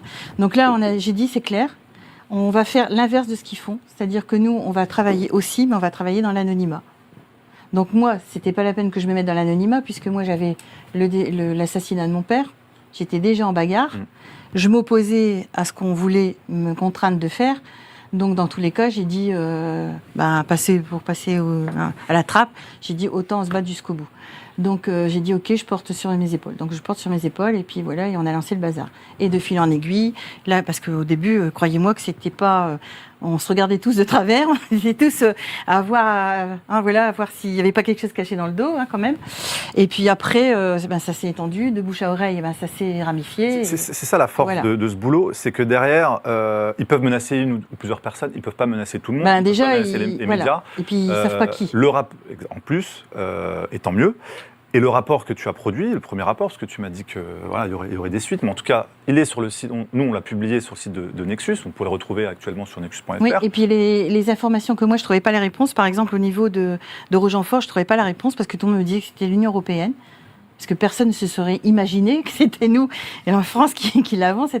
Donc j'ai envoyé, j'ai tout un staff de recherche, de chercheurs aussi, de personnes qui connaissent un peu l'histoire, etc. Et il y en a un qui s'appelle Michel Chanu, qui m'a répondu, qui m'a dit mais ça c'est les Gladio, et il a ressorti toutes les affaires des Gladio. Parce que ça fait des décennies que c'est déjà en place. Voilà. Oui. Et moi, ce que j'ai compris grâce à son travail, ce que j'ai confirmé, en tout cas parce que j'avais déjà à peu près la même appréciation de la situation, c'est que la France est une pièce maîtresse de tout ça. Oui. Et que finalement, il y a énormément d'implications de nos politiques dans ces réseaux mondialistes, que ce soit outre-Atlantique ou du côté de la Chine. Alors, français, sauf que là aussi, je remercie le RN parce qu'il nous aide, puisqu'il a dénoncé les doubles nationalités. Il y en a même qui en ont des quadruples de nationalités. Je veux dire, là aussi, c'est pas normal dans l'État français pour des postes à responsabilité. Je veux dire, quand on rentre dans les structures de l'État institutionnel, on doit avoir une nationalité française, point. Et pas deux nationalités. Parce qu'à un moment donné, on va vous demander de choisir. Mais est-ce que peut-être ça peut les aider, ces gens, d'avoir deux nationalités dans leur mission? Disons que du coup, tu n'as plus besoin d'être... Les espions en France, ils sont cool. Hein. Ils sont au gouvernement, ils ont leur entrée. Toi, tu es citoyen, tu ne peux pas rentrer. Et eux, ils peuvent rentrer, ils ont accès à tout. De toute façon, ils n'ont pas besoin vraiment de faire ça dans l'ombre. Tout est aujourd'hui non, puisqu'on leur ouvre les portes. Vous avez vu le scandale avec le médecin de l'Assemblée nationale, sa secrétaire ou son assistante, je ne sais pas quoi, là, qui a été embauchée et qui était au courant de toutes les affaires de tout le monde et qui, en fait, n'était pas celle qu'elle disait être, et que lui, pour l'avoir dénoncé, s'est retrouvé en difficulté. Et aujourd'hui, on n'entend plus parler de ce monsieur. Ouais, mais bon, quand on voit les oreilles américaines dans l'ambassade américaine qui pointent vers l'Élysée, on avait vu qu'il y avait combien de ministres, et le président de la République à l'époque sous Hollande avait été espionné par la NSA. Derrière, quid de la suite, on ne sait pas. En tout cas, on sait que tout notre appareil politique français est sous surveillance américain et chinois. D'ailleurs, il y a une police secrète chinoise qui opère sur notre territoire. Avec l'autorisation de la France. Mais évidemment. Et ça, d'ailleurs, j'ai découvert dans un reportage d'Élise Lucet très récemment, où un de ses indicateurs, en tout cas une des personnes qui travaillait pour elle, qui était opposant au régime chinois, a été inquiété sur le territoire français. Oui. Ils sont venus essayer de l'expulser de force pour le ramener chez eux. Et effectivement, là, on se dit, bon, c'est sûr que le ministère de l'Intérieur sait très bien qui sont ces officines et il les laisse prospérer. Parce qu'il y a des intérêts. Mais il y a plus grave. Tu prends le SNAPS, je veux dire, aujourd'hui, ils font venir des personnes qui sont d'étrangers sans regarder leur casier judiciaire, et les font venir en France, et ils ne sont pas forcément rattachés à une entreprise. Aujourd'hui, on a 18 000 agents du SNAPS qui sont dans la nature, on ne sait pas où. Qu'est-ce que c'est le SNAPS ? Conseil national des activités privées de sécurité, qui aujourd'hui ont un statut... Alors, mixte, puisqu'ils dépendent d'une administration, mais normalement, ils sont salariés d'une entreprise. Et quand ils ont un conflit, s'ils ont un problème de prud'homme, ils passent au tribunal administratif. Et alors, je m'étais posé la question, mais je me suis dit, mais comment ces gens, qui prend en charge en cas d'accident ? Parce qu'en plus, ils sont armés maintenant. D'accord ? Ils sont armés. Et ils sont 18 000. Ceux qui ont disparu, qu'on ne sait pas où ils sont, oui. Mais en France. En France, oui. En France, 18 000 oui. De ces agents disparus. Disparus, ils ont une carte du SNAPS, mais on ne sait pas où ils sont. Et c'est la conséquence, c'est quoi, du coup ? La conséquence, c'est que comme ils ont le droit à faire des missions de police, et qu'aujourd'hui, si vous demandez, comme moi je l'ai vécu avec l'attaque de l'appartement de mon fils, si vous demandez leur carte, tout de suite, on vous dit attention, méfiez-vous, et vous risquez de vous retrouver par terre avec un pied sur le genou et vous n'aurez pas de réponse. Qu'est-ce que vous faites ? Est-ce que ces gens sont peut-être utilisés dans les gilets jaunes, par exemple ? De toute façon, ils ont été recrutés déjà à l'étranger. Ouais. Ils ont une formation. Nous, on a vu qu'ils ont des formations paramilitaires. Donc, c'est pas fait pour rien. Et surtout, ils sont armés. Voilà. C'est quelque chose, ça, non ? Et donc, on a découvert qu'il y a eu des bavures, qu'il y a des tas de choses qui se passent. Et donc, pareil, parce que c'est en cas de... Par exemple, si jamais tu croises un agent du SNAPS et qui te tire dessus, qui prend en charge les frais médicaux, machin, etc., figure-toi qu'on a trouvé qu'il y a un courtier en assurance qui travaille avec des avocats et qui s'arrange, qui arrange le dossier. Voilà. Alors, est-ce que la victime reste victime ou est-ce qu'elle devient agresseur ? Quiz. Moi, il y a des policiers qui ne sont pas contents de cette situation. C'est fou ça, non? J'imagine qu'aux Jeux Olympiques, on va en entendre parler de ces choses. Enfin, on n'entendra pas, mais en tout cas, ils se passeront. Déjà, il y en avait 10 qui ont été rejetés des Jeux Olympiques parce que c'était des fichiers S. Et tout ça, de toute façon, ça montre, ça met la lumière sur l'état profond. Et du coup, on revient là. Si, en fonction de notre constitution, ça c'est illégal, les snaps c'est illégal, puisque la police doit être nationale, je veux dire, eh ben là, on est bien sur la 40, où où ils nous font naître des milices. Bien sûr, mais ils font ce qu'ils veulent. Bah oui, Ils font ce qu'ils veulent. Bah, d'ailleurs, on le voit, là, ils sont en train de jouer avec la loi sur la vidéo algorithmique avec l'intelligence artificielle pour pouvoir aller arrêter les citoyens avant même qu'ils puissent commettre des délits. Donc, on va rentrer dans Minority Report à partir des JO et jusqu'en mars 2025. Et après, ça, je vous assure que ça va être étendu parce qu'il y a un consortium français qui s'est établi donc, avec à la tête Atos, DocaPost, Thales, qui vont organiser les bases de cette... mais ça, c'est à nous de refuser. Hein. C'est à nous de refuser, mais ça suit comme par hasard. Oui, mais pour l'instant, il y a... Le sillon chinois du crédit social. Et quand on voit qui se retrouve dans le comité de pilotage et le comité stratégique de la France Shanghai Foundation, que tu dois connaître par cœur, Sylvie. Hein, par cœur, je ne sais pas, mais bon. En tout cas, moi, j'ai souligné les noms que je connaissais le plus. Hein, Hubert Védrine, Édouard Philippe, Alain Mérieux, Laurent Fabius. Qu'est-ce que c'est cette fondation? Jérôme Gage. C'est une association qui est censée œuvrer aux relations bilatérales entre la France et la Chine. Très bien, sur le papier, il n'y a pas de souci, sauf qu'en fait, ils se permettent d'élire des young leaders. C'est marrant, ils vont faire comme les Américains. Non, c'était Sarkozy. Maintenant, les Young Leaders, c'est l'ONU. Ouais, tu m'as pris sous l'UNESCO, c'est l'UNECO. En tout cas, là, les Young Leaders que les Chinois valident, les Young Leaders chinois hein, qu'ils adoubent. On les a vus à des fonctions officielles, hein, je pense à Édouard Philippe. Ceux qui sont dans le comité de pilotage, les comités stratégiques, on les voit à des postes extrêmement stratégiques, hein, Bouygues, Dubos. Christine Lagarde, elle les a fait rentrer au FMI. En plus, bref, des ministres. La liste est longue. Hein. Moi, ce que j'ai mis de côté, moi, ce qui m'a... Non, mais... J'ai bien aimé voir sa petite photo, notre fameux Olivier Véran, officiel, qui est juste là.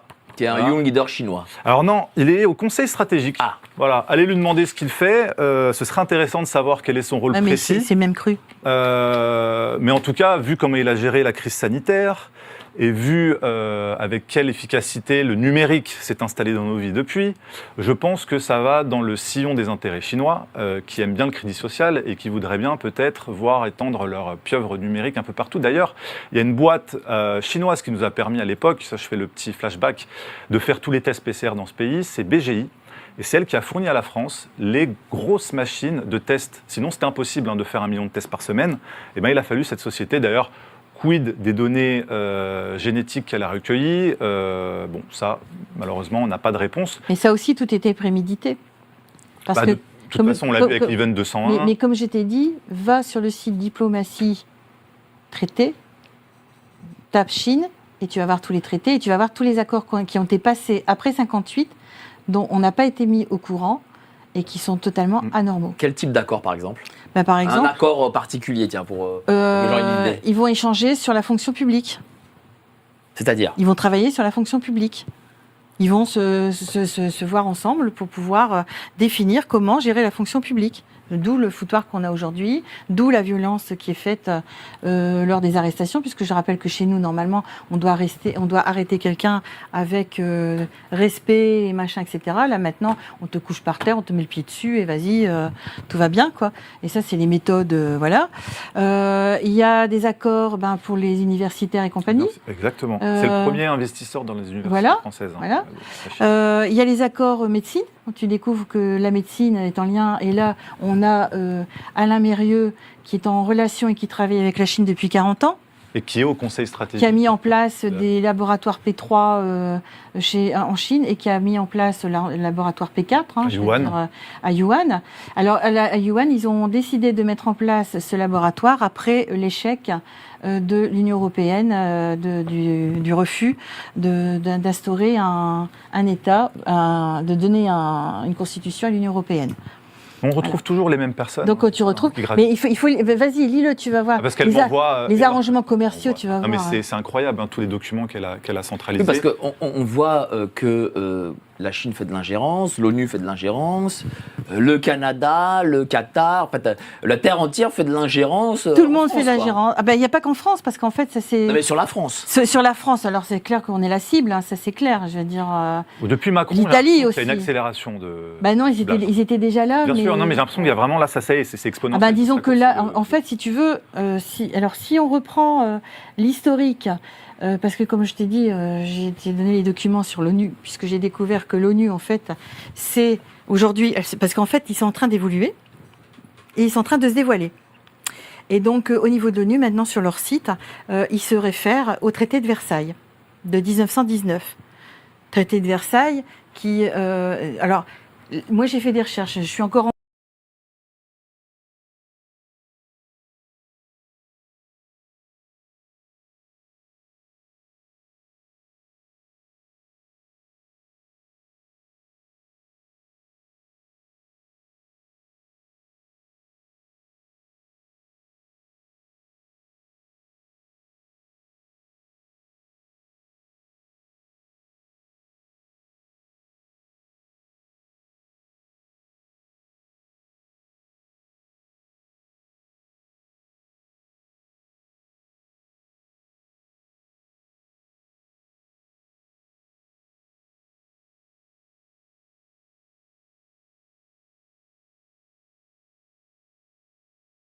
en cours, donc là je dis sous réserve parce que je suis en train de faire les recherches là-dessus.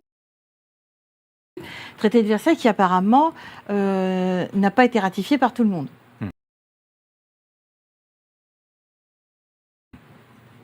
Donc déjà, il y a eu des discussions, il y a eu des grosses problématiques. Et en fait, je découvre, parce que le traité de Versailles porte sur la création de la Société des Nations. Et donc ça avait été... L'ancêtre de l'ONU. Voilà, en fait, ça avait été lancé en 1886, je ne sais plus, par le tsar russe. C'est un russe, c'est le tsar, je crois que c'est Nicolas, je confonds toujours Nicolas et Alexandre. Enfin bref, c'est un Nicolas des deux. II, le dernier c'est Nicolas II. Ouais, bah c'est Nicolas II, voilà, c'est lui qui avait lancé ça comme process. Il avait invité pas tous les pays, il avait fait une sélection en fait. Donc j'ai bien sous réserve, hein, parce que ça c'est les premières choses que j'ai vues. En fait, il faut vous dire que quand j'ai des articles où il y a trop de controverses, où il y a trop de parti pris, j'essaye de chercher plus loin à la source. Donc là, je vais dans les archives. Donc là où j'en suis arrêtée, c'est que ça n'a pas fonctionné parce que la condition sine qua non, c'était le désarmement. Il fallait que tous les États qui participent à la SDN acceptent le désarmement, donc ça n'a pas été. Donc il y en a qui claquent la porte, l'autre qui s'en va, etc. Bouf, d'accord. Alors on ne sait pas pourquoi, mais arrive la Première Guerre mondiale.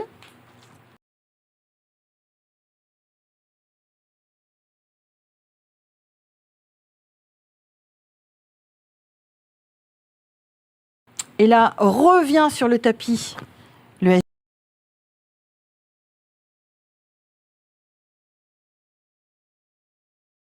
SDN. Donc ça, nous, on n'est pas au courant. Hein, c'est des discussions qui se font sans qu'on le sache. Donc on a toujours les mêmes autour de la table. Et là, c'est en 1919 qu'ils décident de mettre en place le traité de Versailles. Sauf que la Chine n'est pas contente parce qu'elle n'a pas obtenu ce qu'elle voulait. Parce que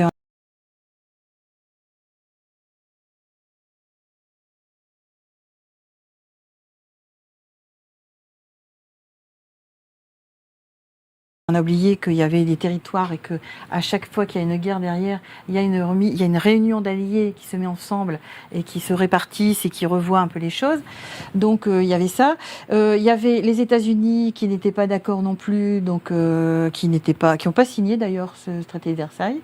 La Russie qui n'était pas présente. Donc le traité de Versailles a-t-il été oui ou non validé? Ben là c'est la grande question, je ne sais pas. D'autant plus que j'avais trouvé un document de l'association russe-française où eux ils proposaient une autre chose, un autre fonctionnement et qui justement dans son document, je ne sais pas si je l'ai pris là d'ailleurs, dans ce document j'ai trouvé sur la banque, sur la bibliothèque centrale et ça, je crois que c'est un exemplaire unique. Je crois que je l'ai pas. Non, je l'ai pas pris là. Et donc là, lui, il explique les bagarres, les discussions, le pourquoi ils sont pas contents, etc. Alors eux, ce qu'ils veulent vraiment, c'est le désarmement et d'instaurer un droit international. Et là, le droit international, ils sont en train de le mettre en place. Et ils sont en train de nous le projeter, enfin de nous le jeter dans notre justice quand même, hein, puisque Pour être au-dessus des nations. En fait, l'objectif, c'est pas de libérer les populations, c'est de les mettre en soumission. Mais du coup, on serait les jouets de dirigeants. Si je schématise, c'est ça en fait. Il y aurait une strate qui dirige, qui gère le tout, qui décide de ce qu'on doit manger, de ce qu'on doit faire. De temps en temps, ils feront une petite bagarre, mais ce ne sera pas eux, ça sera nous. Puisqu'ils auront un motif de toute façon pour se prendre la tête, puisque tout ce que j'ai lu, c'est qu'ils étaient toujours en train de se battre. Donc voilà. Mais nous, en fait, on n'a pas la parole. Tout est décidé à notre insu, tout est fait. Et donc, lui, il proposait un droit international. On gardait les frontières, mais on avait un droit international et on pouvait se désarmer. Voilà. Et ce droit n'était pas favorable, hein. Ça c'est clair. Je veux dire, on devait obéissance à nos dirigeants. Mais il faut mettre en scène cette démocratie, entre guillemets, pour que les gens continuent leur petit quotidien et qu'ils puissent aller à l'objectif final, cette fameuse gouvernance mondiale. Oui, mais la problématique, c'est qu'ils avaient même commencé à modifier notre Constitution. Et puis, ils se sont aperçus que c'était un problème parce qu'on a nos deux annexes. L'annexe de 1789, tu ne peux pas la modifier puisqu'elle fait l'objet de chefs-d'œuvre. Donc tu ne peux pas modifier, ou alors il faudrait qu'ils aillent modifier tous les... Donc ils ne peuvent pas. Et le préambule de 1746, c'est pareil. Donc ils ont stoppé, ils se sont arrêtés.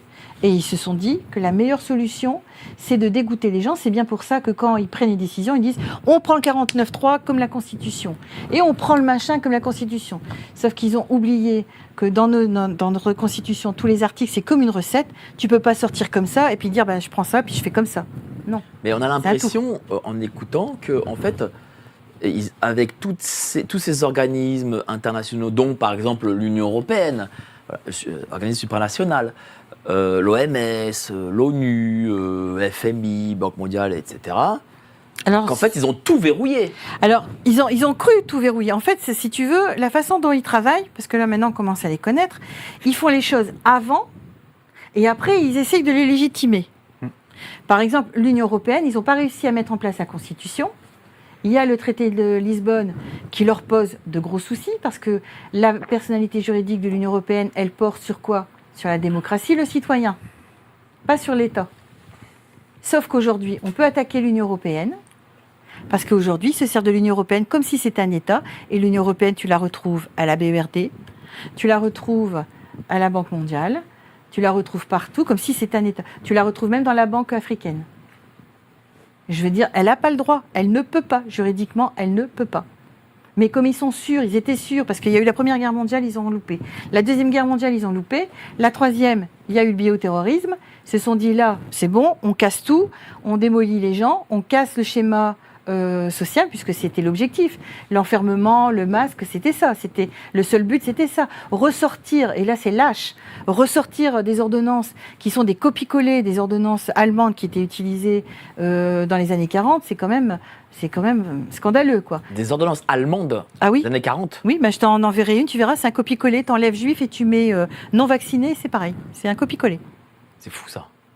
Voilà. C'est pareil pour le pass, puisque les personnes pour travailler après 18h, ils devaient demander un pass à la préfecture pour pouvoir aller travailler. De toute façon, ce qu'on a vécu pendant cette période est assez fasciste. C'était très totalitaire. C'est ça. Donc finalement, c'est assez Ils étonnant. ont ressorti une loi de 45 qui était une loi qui avait été appliquée pour la guerre d'Algérie.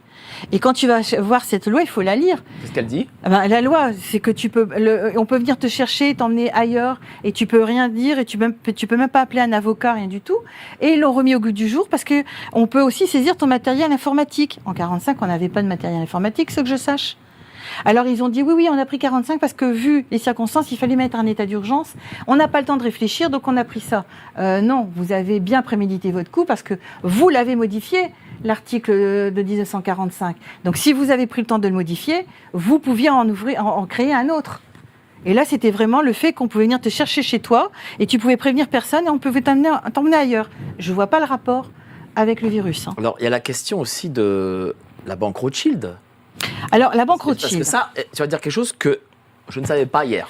Alors moi, quand j'ai eu des personnes en dehors, des personnes qui sont venues de par toi ou de par Nicolas Bouvier, d'autres personnes qui m'ont dit, ok, vous avez vu la Chine, la Russie, mais quand même, vous n'avez pas vu les États-Unis, vous n'avez pas vu Rothschild.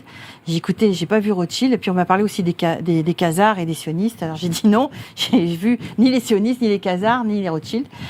Et donc j'ai dit, ça commence à bien faire. Je pense qu'à un moment donné, il faut mettre un point sur les i sur les banques. Et moi non plus, je ne savais pas. La banque Rothschild avait été nationalisée par François Mitterrand en 82. Et d'ailleurs, je crois que j'ai quelque part, j'ai le décret, c'est le décret, je sais plus. Et il n'avait pas nationalisé que cette banque-là en plus. Il en a fait d'autres. Et du coup, le fils Rothschild, qu'est-ce qu'il a fait? Il a créé sa banque à lui à côté. Regarde le décret si tu veux. Et aujourd'hui, Rothschild s'est retiré de la banque, de la bourse, c'est fini, il fait plus partie de la bourse. Voilà. D'ailleurs, Rothschild fait plus alors ça partie c'est de le la décret. bourse. Voilà. Non, ça c'est le Rothschild qui s'est retiré de la bourse. C'est-à-dire que donc la banque Rothschild actuellement, la vraie Rothschild est publique, c'est ça? Ah non, la vraie Rothschild, elle a été vendue, elle a été nationalisée et elle a été vendue. À qui? Je sais plus, je crois que c'est à la BNP. D'accord. Et Voilà. ça, c'est quoi cette banque? Ça, c'est la banque que le garçon Rothschild a recréée à côté parce qu'il a vécu. En fait, il explique qu'il a vécu ça comme un outrage qu'on lui a retiré parce qu'en fait, quand c'est comme ça, ils ont tout perdu. Hein. Ils ont tout et pris. Ça, c'est la nouvelle banque. Enfin, l'autre ça, banque c'est la banque que lui il a créée qui s'arrête. Cette banque, la banque d'affaires. Voilà, là où a travaillé M. Macron. Ah ça, je sais pas. Voilà. Enfin, parce que si, c'est celle-là. C'est celle-là. Voilà, parce qu'en fait. Je sais pas. Là, je vais vérifier parce que comme il y a tellement de bruit et de machin, non, donc celle-là. M. Macron a été directeur de Rothschild. Lui aussi, Lionel Kinsou et Hakim El Karaoui. Donc ça serait celle-là. Donc c'est celle-là. Voilà. D'accord. Mais celle-là, c'est fini. Il se retire de la bourse, c'est terminé. Voilà. Pourquoi se retire de la bourse? Parce que c'est fini. Voilà. Mais ils ont eu le temps, en tout cas, je voulais le dire tout à l'heure, parce qu'on a parlé de la dette française, ils ont eu le temps quand même de faire passer leur idéologie, puisque justement, la loi Rothschild-Pompidou en 1973, à partir de cette année-là, la dette française explose. Il faut quand même le voir, c'est officiel. Alors, on parle de la dette française. Voilà le décret. On s'en s'est servi. De la nationalisation. Ça, c'est l'ordre de mission de notre ami de Rothschild. Mitterrand. Voilà, c'est lui qui a pris la décision. Vas-y. Mais non, c'est important parce que. Voilà le décret. Le décret, c'est celui-là. Voilà le décret. Voilà, c'est la troisième, c'est la banque Rothschild, elle est marquée. Il y a combien de banques qui ont été nationalisées à l'époque? Ah bah il y en a pas mal, hein. 1, 2, 3, 4, 5, 6, 7, 8, 9, 10, 11, 12, 13, 14, 15, 16, 17, 18. 18. Est-ce qu'il y a des banques qu'on connaît aujourd'hui? Oui, parce qu'il y avait le Crédit commercial de France, le Crédit industriel d'Alsace, le Crédit industriel et commercial, le Crédit industriel de Normandie, le Crédit industriel de l'Ouest, le Crédit du Nord, Hervé de Banque, Rothschild Bank, Scalbert Dupont, la Société bordelaise du Crédit industriel, la Société. Et aujourd'hui, ces banques sont privées? Eh bien, aujourd'hui, ils ont été revendus. Vas-y, voilà. Ça, juste ça, hein, parce que un tableau vaut 1000 mots. Bon, je ne l'avais pas imprimé, mais là, vous voyez, je ne sais pas si vous pouvez voir. Voilà, la petite courbe rouge, la courbe de la dette française, selon les données de l'INSEE, à partir de 73. Alors, le zoom. Ouais. Bravo, la technique de faire ce beau zoom. Merci à la régie. Avant 73, c'est le calme plat en France. Voilà.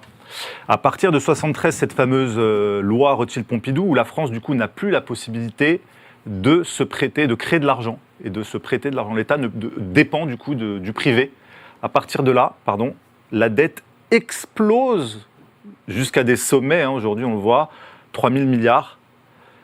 Donc elle est passée en 45 ans de zéro De quasiment zéro. Ouais. à 3200 milliards. C'est quand même un chapeau. C'est un vol. Faut dire la chose, c'est un vol. Bien sûr, bien sûr. Quel est le poids de la dette, des intérêts sur la dette française? Il faut questionner. Il faudrait un moratoire. Personne ne le pose. Et personne point-là. ne pose Aucun la des politiques question. ne parle de la création monétaire. Oui, mais personne ne pose la question à qui appartient la dette. Il y a beaucoup d'acteurs, effectivement, à qui appartient la dette française. Il faudrait effectivement enquêter là-dessus. Quels sont les acteurs privés? Quelle est la part dans cette dette des intérêts? Parce qu'en fait, on paye une part d'intérêt sur la création monétaire alors que ça coûte zéro de créer de l'argent. Voilà. C'est-à-dire qu'en fait, les gens pensent que l'argent qu'on prête à la France, c'est de l'argent qui vient de coffres et qu'on va transférer gentiment à un État et on va dire, vu qu'on prend un risque, vous allez nous payer le coût de ce risque, ce qui est totalement faux. Parce que la réserve fractionnelle qui est nécessaire pour pouvoir créer cet argent, je crois que c'est 10%. Alors, il faudrait revoir, parce que ça, c'était il y a quelques années, mais en tout cas... parce qu'il y a beaucoup de choses qui ont bougé. Bon, il faut une certaine réserve, c'est vrai, mais alors tellement minime qu'on peut créer 90% d'argent magique, et que sur cet argent magique, que les banques privées vont aller taper à la porte de la BCE, parce qu'aujourd'hui, donc, c'est le traité de Lisbonne qui a pris le relais sur cette loi Rothschild-Pompidou, c'est-à-dire qui oblige les États à emprunter sur les marchés privés, et qui oblige ce marché privé à l'emprunter à la Banque centrale. Donc c'est elle maintenant l'institution qui permet de créer l'argent. Bon, c'est des lignes de code, aujourd'hui on n'imprime plus de billets. Non, puis la Banque centrale, elle donne des ordres, mais elle n'a pas de fonds. Hein. Ils n'ont aucun fonds. Non, elle redit... Non, les banques privées... Elle renvoie vers la BERD, elle renvoie vers la BEI, elle renvoie vers ces banques-là. Alors c'est là où du coup, effectivement, le process précis... Et c'est tordu. C'est tordu parce que... C'est tordu. Parce qu'on n'y comprend rien, mais la finalité, c'est que la BCE prête à des organismes privés par des process un peu difficiles à comprendre et opaques, et que ces banques privées vont emprunter, prêter l'argent aux États, et avec des taux d'intérêt variables selon les fameuses notations. Sauf que la BEI, comme la BERD, pour moi, c'est pas du privé. Et c'est là où tout se... Pour moi, ça ne peut pas être du privé, puisque ça a été créé par la France, par Mitterrand, même si c'est Attali qui l'a signé. Cette banque, je veux dire... Attali, déjà lui, quoi. Voilà, mais pour moi, cette banque, normalement, elle devrait être publique. Sauf qu'elle ne l'est pas. Elle l'est pas, elle est privée dans son fonctionnement. En plus, elle est complètement autonome puisqu'elle bénéficie d'un régime d'immunité complet, comme l'ONU. Donc cette banque, elle a été créée de par un gouvernement, mais elle lui appartient pas. Et aujourd'hui, elle est autonome. Et elle est autonome et elle fait ce qu'elle veut. C'est grave. Mais c'est quand même la France qui a... Et en plus, c'est un président de la République sous une constitution de la souveraineté de la nation. Il ne nous a pas posé la question, il nous a parlé de rien. Mais c'est comme la Fed aux États-Unis. La Fed aux États-Unis, il y a 4 entités privées qui possèdent la réserve fédérale américaine. Oui, ça c'est n'importe quoi. C'est pareil. C'est-à-dire qu'en fait, la création monétaire est au cœur de l'entretien de ce système et personne ne comprend et ne connaît les rouages de cette création monétaire. Est-ce que l'objectif de ça aussi, parce qu'il y a d'autres objectifs, j'imagine, c'est que jamais ne baissent les impôts et que toujours ils augmentent? Alors, c'est beaucoup plus tordu que ça, c'est encore plus tordu que ça. En fait, leur objectif, c'est d'asservir les peuples. Point barre. Et donc, il n'y aura plus que 2 niveaux. C'est-à-dire que tu auras la jet set, ceux qui vont pouvoir... les ultra-riches. Ça payer cool, voilà. Les pauvres. Et puis, un revenu universel. Voilà, et puis les autres, on leur donnera un uniforme, on leur dira quoi manger, on leur dira quoi faire, et puis voilà, et puis voilà. Quoi. Mais on le voit déjà. Hein. C'est peut-être noir ce que je dis, mais je vois, je ressens comme ça. On le voit déjà, parce que la classe moyenne disparaît de plus en plus. Déjà, ils ont exclu plein de personnes. Aujourd'hui, on le voit rien qu'aux abords de Paris, du périph' parisien. Il y a 2 mondes qui se côtoient. C'est ce qu'on dit. Il y a une extrême pauvreté qui côtoie une extrême richesse. Bon, c'est pas des milliardaires, mais on voit déjà l'écart se creuser. Qui a bénéficié le plus des dernières crises ces dernières années, que ce soit le Covid ou la crise 2008 ? C'est les grandes fortunes. C'est ça. C'est la capacité avec laquelle l'oligarchie financière arrive toujours, à part quelques petits fusibles qu'on fait sauter, à augmenter sa richesse, c'est du jamais vu. Et tu retrouves la même chose en Chine, et tu retrouves la même chose en Russie, partout. Et tu retrouves la même chose en Ukraine. Ce sont des oligarques, ils ne sont pas nombreux, et c'est eux qui dirigent. C'est là où le boulot que tu as fait est primordial, c'est qu'en fait, on voit qu'il y a un écosystème, il y a une logique mondialiste qui est à l'œuvre, peu importe les pays, que ce soit gauche, droite, tout ça c'est du théâtre. Ça, c'est de l'ingénierie sociale pour occuper le citoyen. Oui, pendant Les ce temps-là, historiens, les politologues, ça bavarde. Pendant ce temps-là, il y a une logique mondialiste qui est universelle pour cette caste-là et qui a récupéré la totalité des continents pour l'instant. Bon, alors, il y a encore des garde-fous, des grains de sable qui les fait chier. C'est-à-dire que là, L'éveil des consciences. là aujourd'hui, ils ont un énorme grain de sable, c'est la France, parce qu'ils ne pensaient pas que les Français allaient se réveiller déjà. Et nous ont mis le pire alors d'entre eux Donc, pour nous contraindre avec Macron. Ah mais de toute façon, il a été choisi pour ça, de Évidemment. toute façon. Il a été Young Leaders en 2016. Et puis, 2017, il devient président. Puis de toute façon, quand tu regardes son profil, puis comment tu peux nommer une personne en tant que ministre, alors que quand tu vois comment il réagit, comment il gère, comment il fait les choses, je veux dire, il n'a rien fait pour la France. Si, Rien. il a vendu Alstom. Oui, il a vendu Alstom. Et s'il avait fait, tu sais qu'il est très mal coté au niveau justement d'Union européenne parce que il avait proposé des solutions pour frapper les entreprises qui étaient des solutions illégales. Comment ça les frapper? Je comprends pas. Ah ben en fait, ils voulaient mettre de la taxe sur les produits d'entreprise. Ça a été refusé par l'Union européenne par 2 fois. Et en France, on l'avait appliqué. Et il y a un avocat qui a réussi à plaider la concussion. Il a plaidé la concussion et il a eu gain de cause. Mais avec tout ce qu'on se dit, tout ce qu'on entend, toutes ces informations, est-ce que ça veut dire qu'en haut, ils ont gagné et que nous, les peuples, Non. c'est terminé, on ne peut plus rien faire Non, ils ont gagné une bataille, mais ils n'ont pas gagné Exactement. la guerre. Mais comment on fait alors? Eh ben, comment on fait déjà? Plus on informe, plus Exactement. ça bouge, parce que nous, on a vu quand on a diffusé notre courrier de 14 pages en 2022, on a vu un remue-ménage au sein de l'Assemblée nationale, puisqu'on est allé là-bas. Quand on a sorti le rapport, alors là, on a eu un tsunami. Je veux dire, là, c'était la grosse bagarre. Le fait que j'ai dénoncé Eurogenfort aujourd'hui, que je le retrouve sur Eurogenfort même, et que ça les embête que j'ai dénoncé, sauf qu'ils peuvent pas dire le contraire. Je veux dire, j'ai les éléments, donc voilà. C'est en train de bouger, ça bouge de plus en plus. C'est en train de voilà. Et nous, de toute façon, le rapport, il est bien marqué obligation d'entrer en résistance. On rentre en résistance. Il faut, Voilà. et comme dit Sylvie, informer, c'est notre meilleur outil parce que tout ce que ces gens Il y a des gens redoutent, qui vont c'est la revenir lumière. en arrière. Déjà, j'ai vu que là, pour avoir du personnel, pour avoir la direction de GRDF, ils ont eu beaucoup de mal parce que personne ne voulait prendre le poste. Donc, ils ont du mal à recruter. De moins en moins de gens qui veulent faire le sale boulot. C'est un bon signe parce que ça démontre qu'ils n'ont pas l'esprit tranquille et qu'on voit que les choses ne sont pas normales, parce qu'il faut savoir que même dans ces entreprises-là, les salariés ne sont pas heureux de ce qu'on leur fait faire. Et moi, on m'a même dit que c'est même dangereux.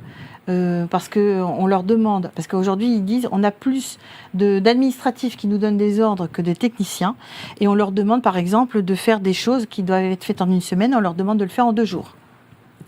Alors, cher Moi, Marc, tu c'est- as une sorte d'organigramme. Ouais, Montre-nous ça, et dis- tout le monde le et connaît. dis-nous ce que c'est. Tout le monde le connaît. Ça, c'est qui possède quoi dans ce pays. Bon, j'imagine qu'on verra pas géopolitique profonde ni Nexus là-dedans.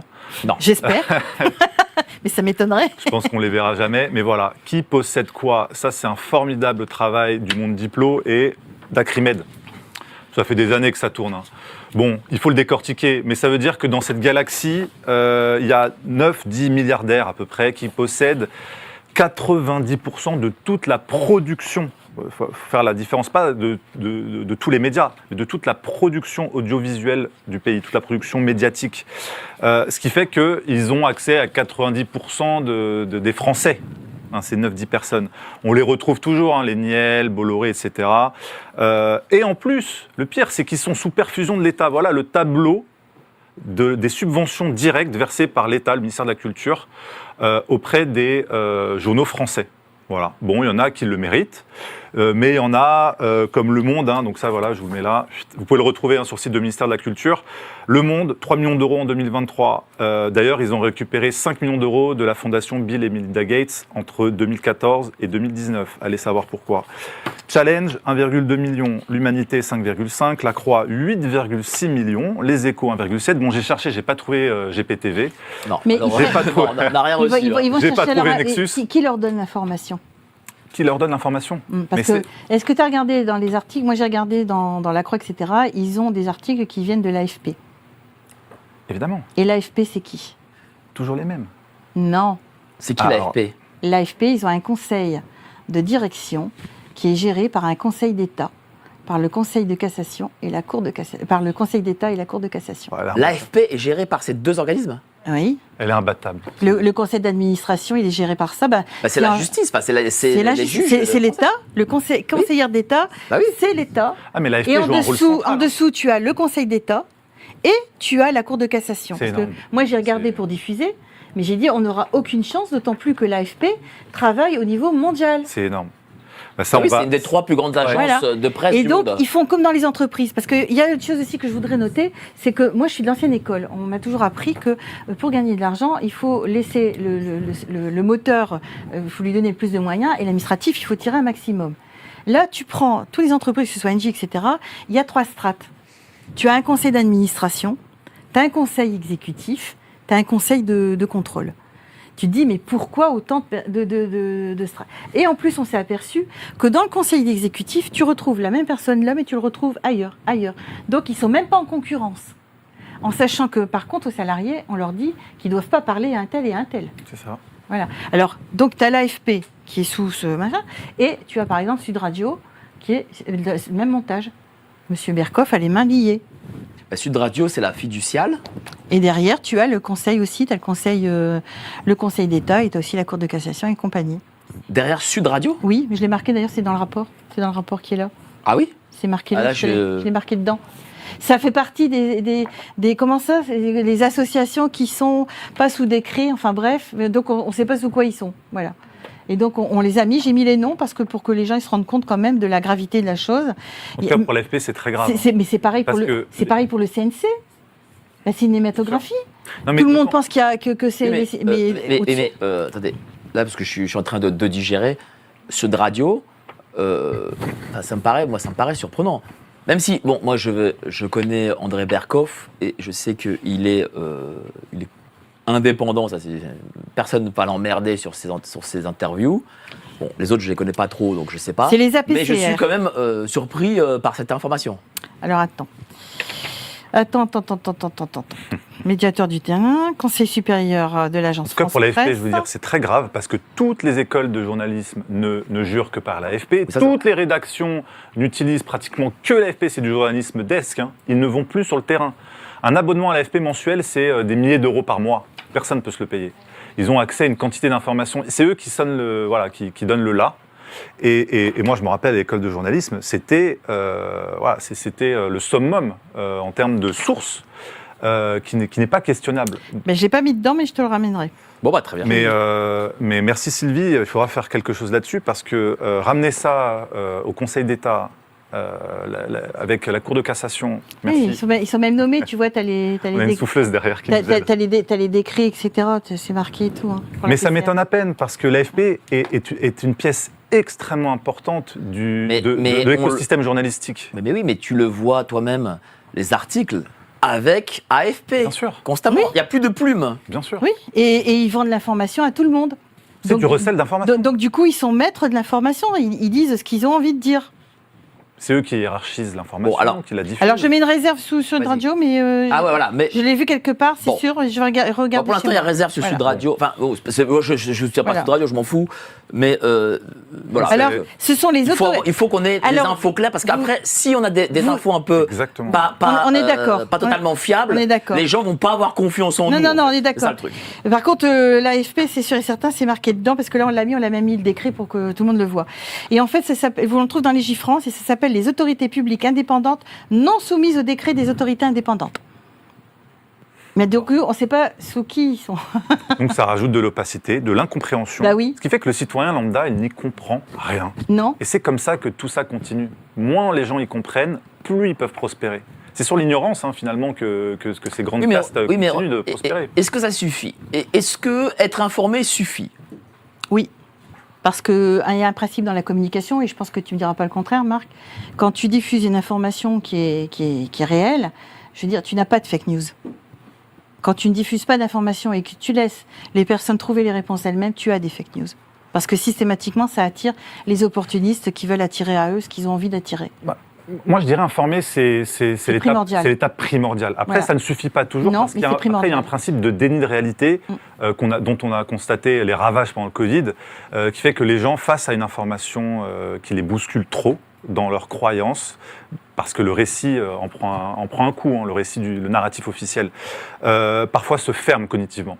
Donc il faut informer en priorité, et ensuite faire preuve d'un peu de stratégie cognitive. Je dirais être presque des psychologues. Il faut être très pédagogique dans ce que l'on diffuse, parce que c'est pas tout de balancer de but en blanc la réalité du monde dans lequel on est et du théâtre qui s'opère devant nos yeux. Il faut aussi prendre en compte que les gens doivent garder une intégrité psychologique. Et ce qu'on dit, ce que Sylvie raconte, ce que nous on raconte dans Nexus, ce que tu racontes toi sur cette émission, ça bouscule beaucoup de nos croyances. Donc il faut faire attention aussi à ça. On ne peut pas uniquement balancer la vérité. Il faut prendre soin de la balancer d'une façon qui soit audible. Oui, parce qu'il y a aussi un truc que moi j'ai appris dans le journalisme. C'est certes l'information, l'enquête, etc., très bien, mais c'est aussi la compréhension d'une masse populaire de l'information ou de ce qu'on lui donne. Comment elle comprend ce qu'on va lui dire. Eh bien, c'est pas évident. Justement, moi j'ai été agréablement surprise. D'ailleurs, je ne pensais pas avoir autant de retours. Les gens sont très contents.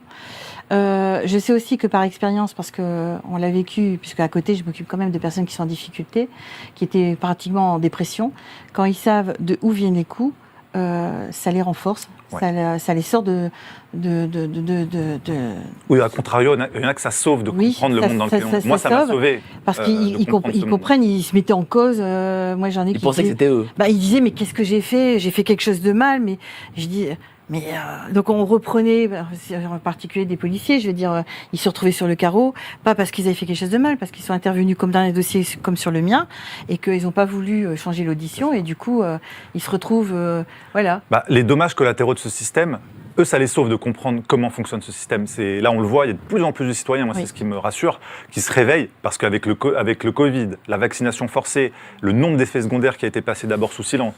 Et puis, il y a quand même quelque chose que beaucoup de gens oublient. En tout cas, c'est officiel. On a vu des gens se réveiller dans ce pays. Moi, je sais que quand on faisait la queue, parce qu'on ne pouvait pas rentrer dans les supermarchés comme on voulait, quand on faisait la queue, il y avait des personnes âgées et il y avait des jeunes aussi qui étaient en difficulté.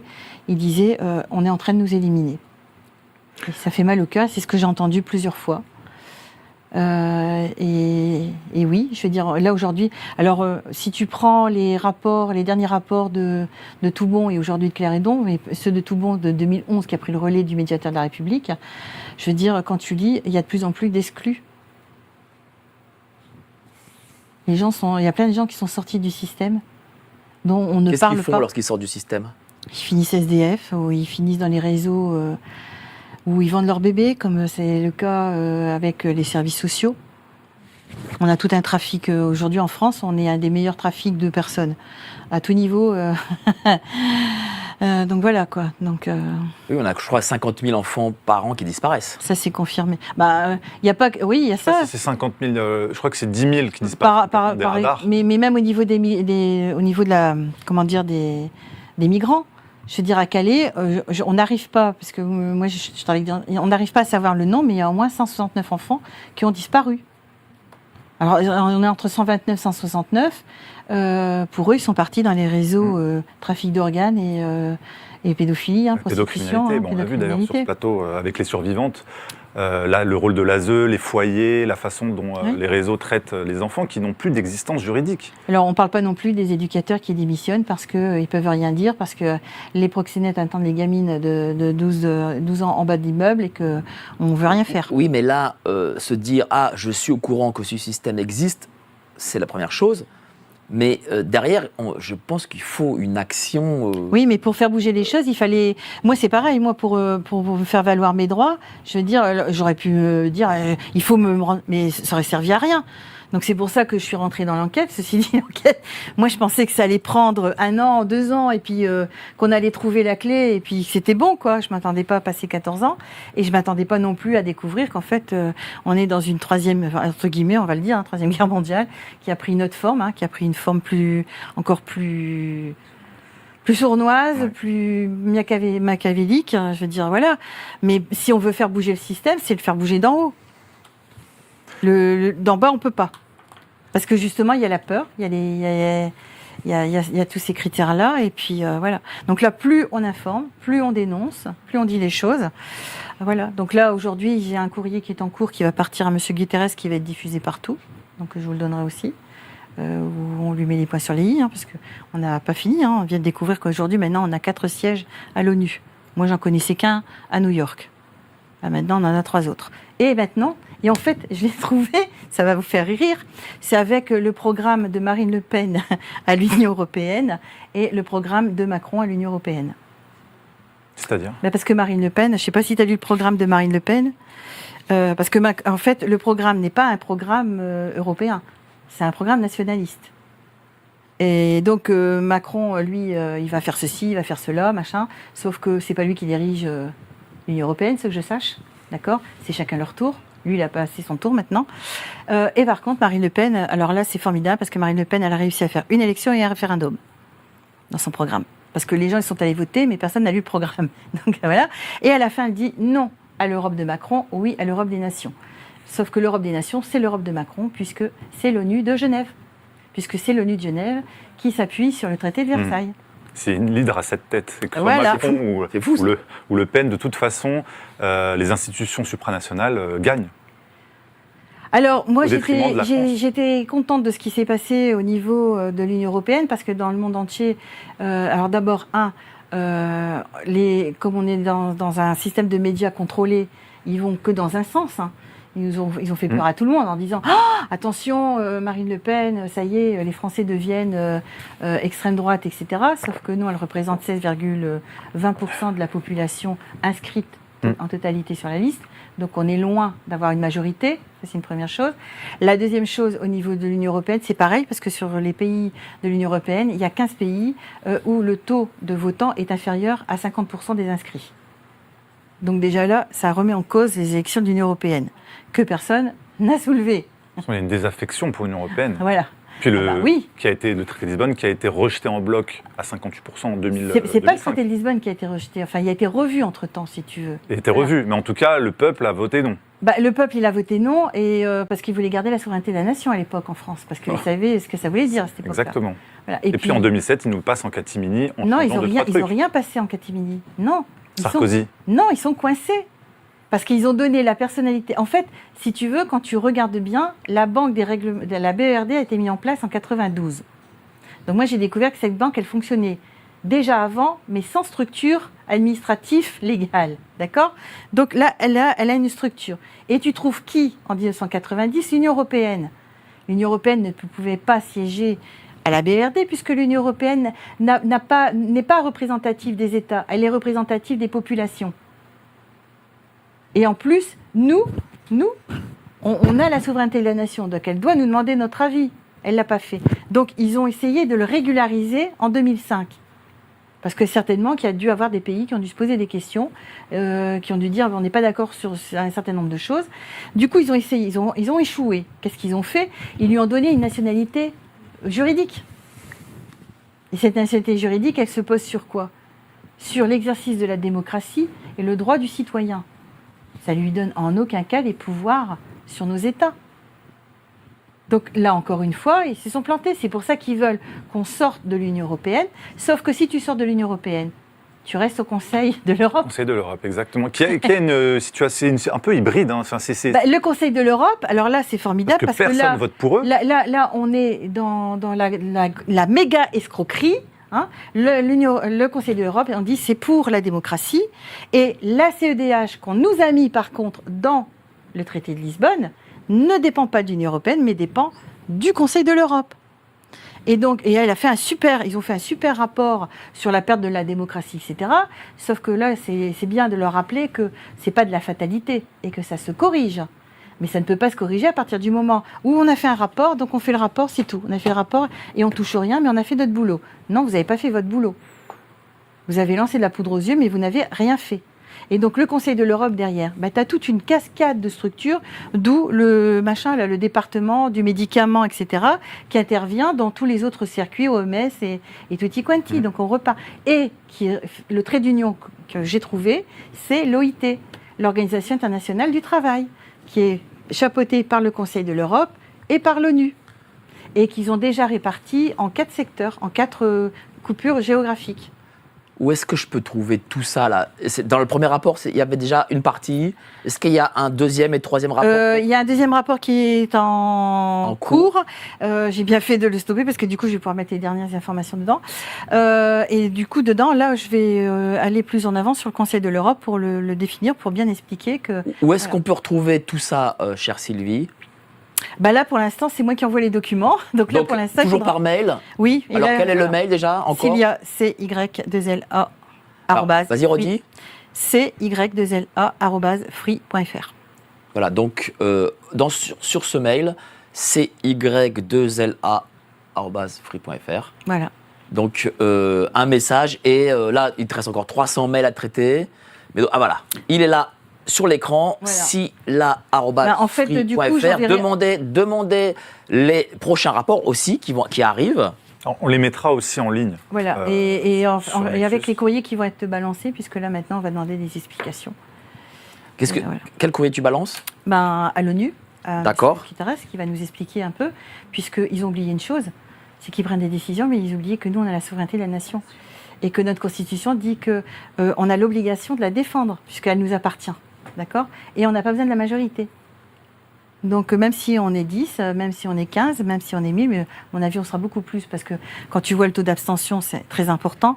Je veux dire, on sera beaucoup plus. Mais est-ce que là tu vas créer un collectif, quelque chose ? Non, je ne crée rien, puisqu'on est citoyen et que ça fait partie de notre droit. D'accord. Par contre, on va commencer à mettre la pression sur les mairies, puisque l'objectif c'est de passer par les mairies pour communiquer, pour permettre aux gens qui n'ont pas d'informatique de pouvoir aussi d'avoir les documents. N'hésitez pas, quand vous avez le rapport, à transférer aussi à vos amis, à votre famille, pour qu'ils lisent aussi ce rapport. Marc Daoud, journaliste de Nexus, directeur de publication de Nexus, l'IA au cœur du totalitarisme, donc c'est le Nexus de ce mois-ci. Ouais, actuellement au kiosque, on va voir à quel point l'écosystème numérique a déjà pris place dans l'environnement des citoyens et va jouer un rôle central et n'est pas prêt de disparaître avec la fin des JO. Je rappelle que le rapport de Sylvie est sur nexus.fr en accès libre, vous pouvez le consulter. Vous tapez Sylvie Charles sur notre site et vous le retrouvez. On mettra la suite et je compte bien donner suite à cet énorme boulot d'enquête que Sylvie et tous ses bénévoles ont réalisé. Sur la numérisation, je te donnerai l'IUT. Bon, il va y avoir suite à tout ça. Voilà. D'autres rapports arrivent, quoi. D'autres rapports arrivent, d'autres dossiers arrivent, parce que le boulot, en tout cas, moi je le dis à tous ceux qui voudraient y jeter un œil, est conséquent. Beaucoup s'inquiètent, ils te disent protège-toi, chère Sylvie. Oui, de toute façon, je veux dire, la peur n'évite pas le danger. Hein. C'est pas faux. Voilà. En tout cas, merci à vous deux pour cette excellente émission. Partagez-la à fond. Voilà, par rapport à la première, il y a encore d'autres informations que vous ne connaissiez pas, que moi-même, là, je découvre en interviewant, Marc aussi découvre. Donc, allez-y. Il y a les ramifications avec les banques colombiennes.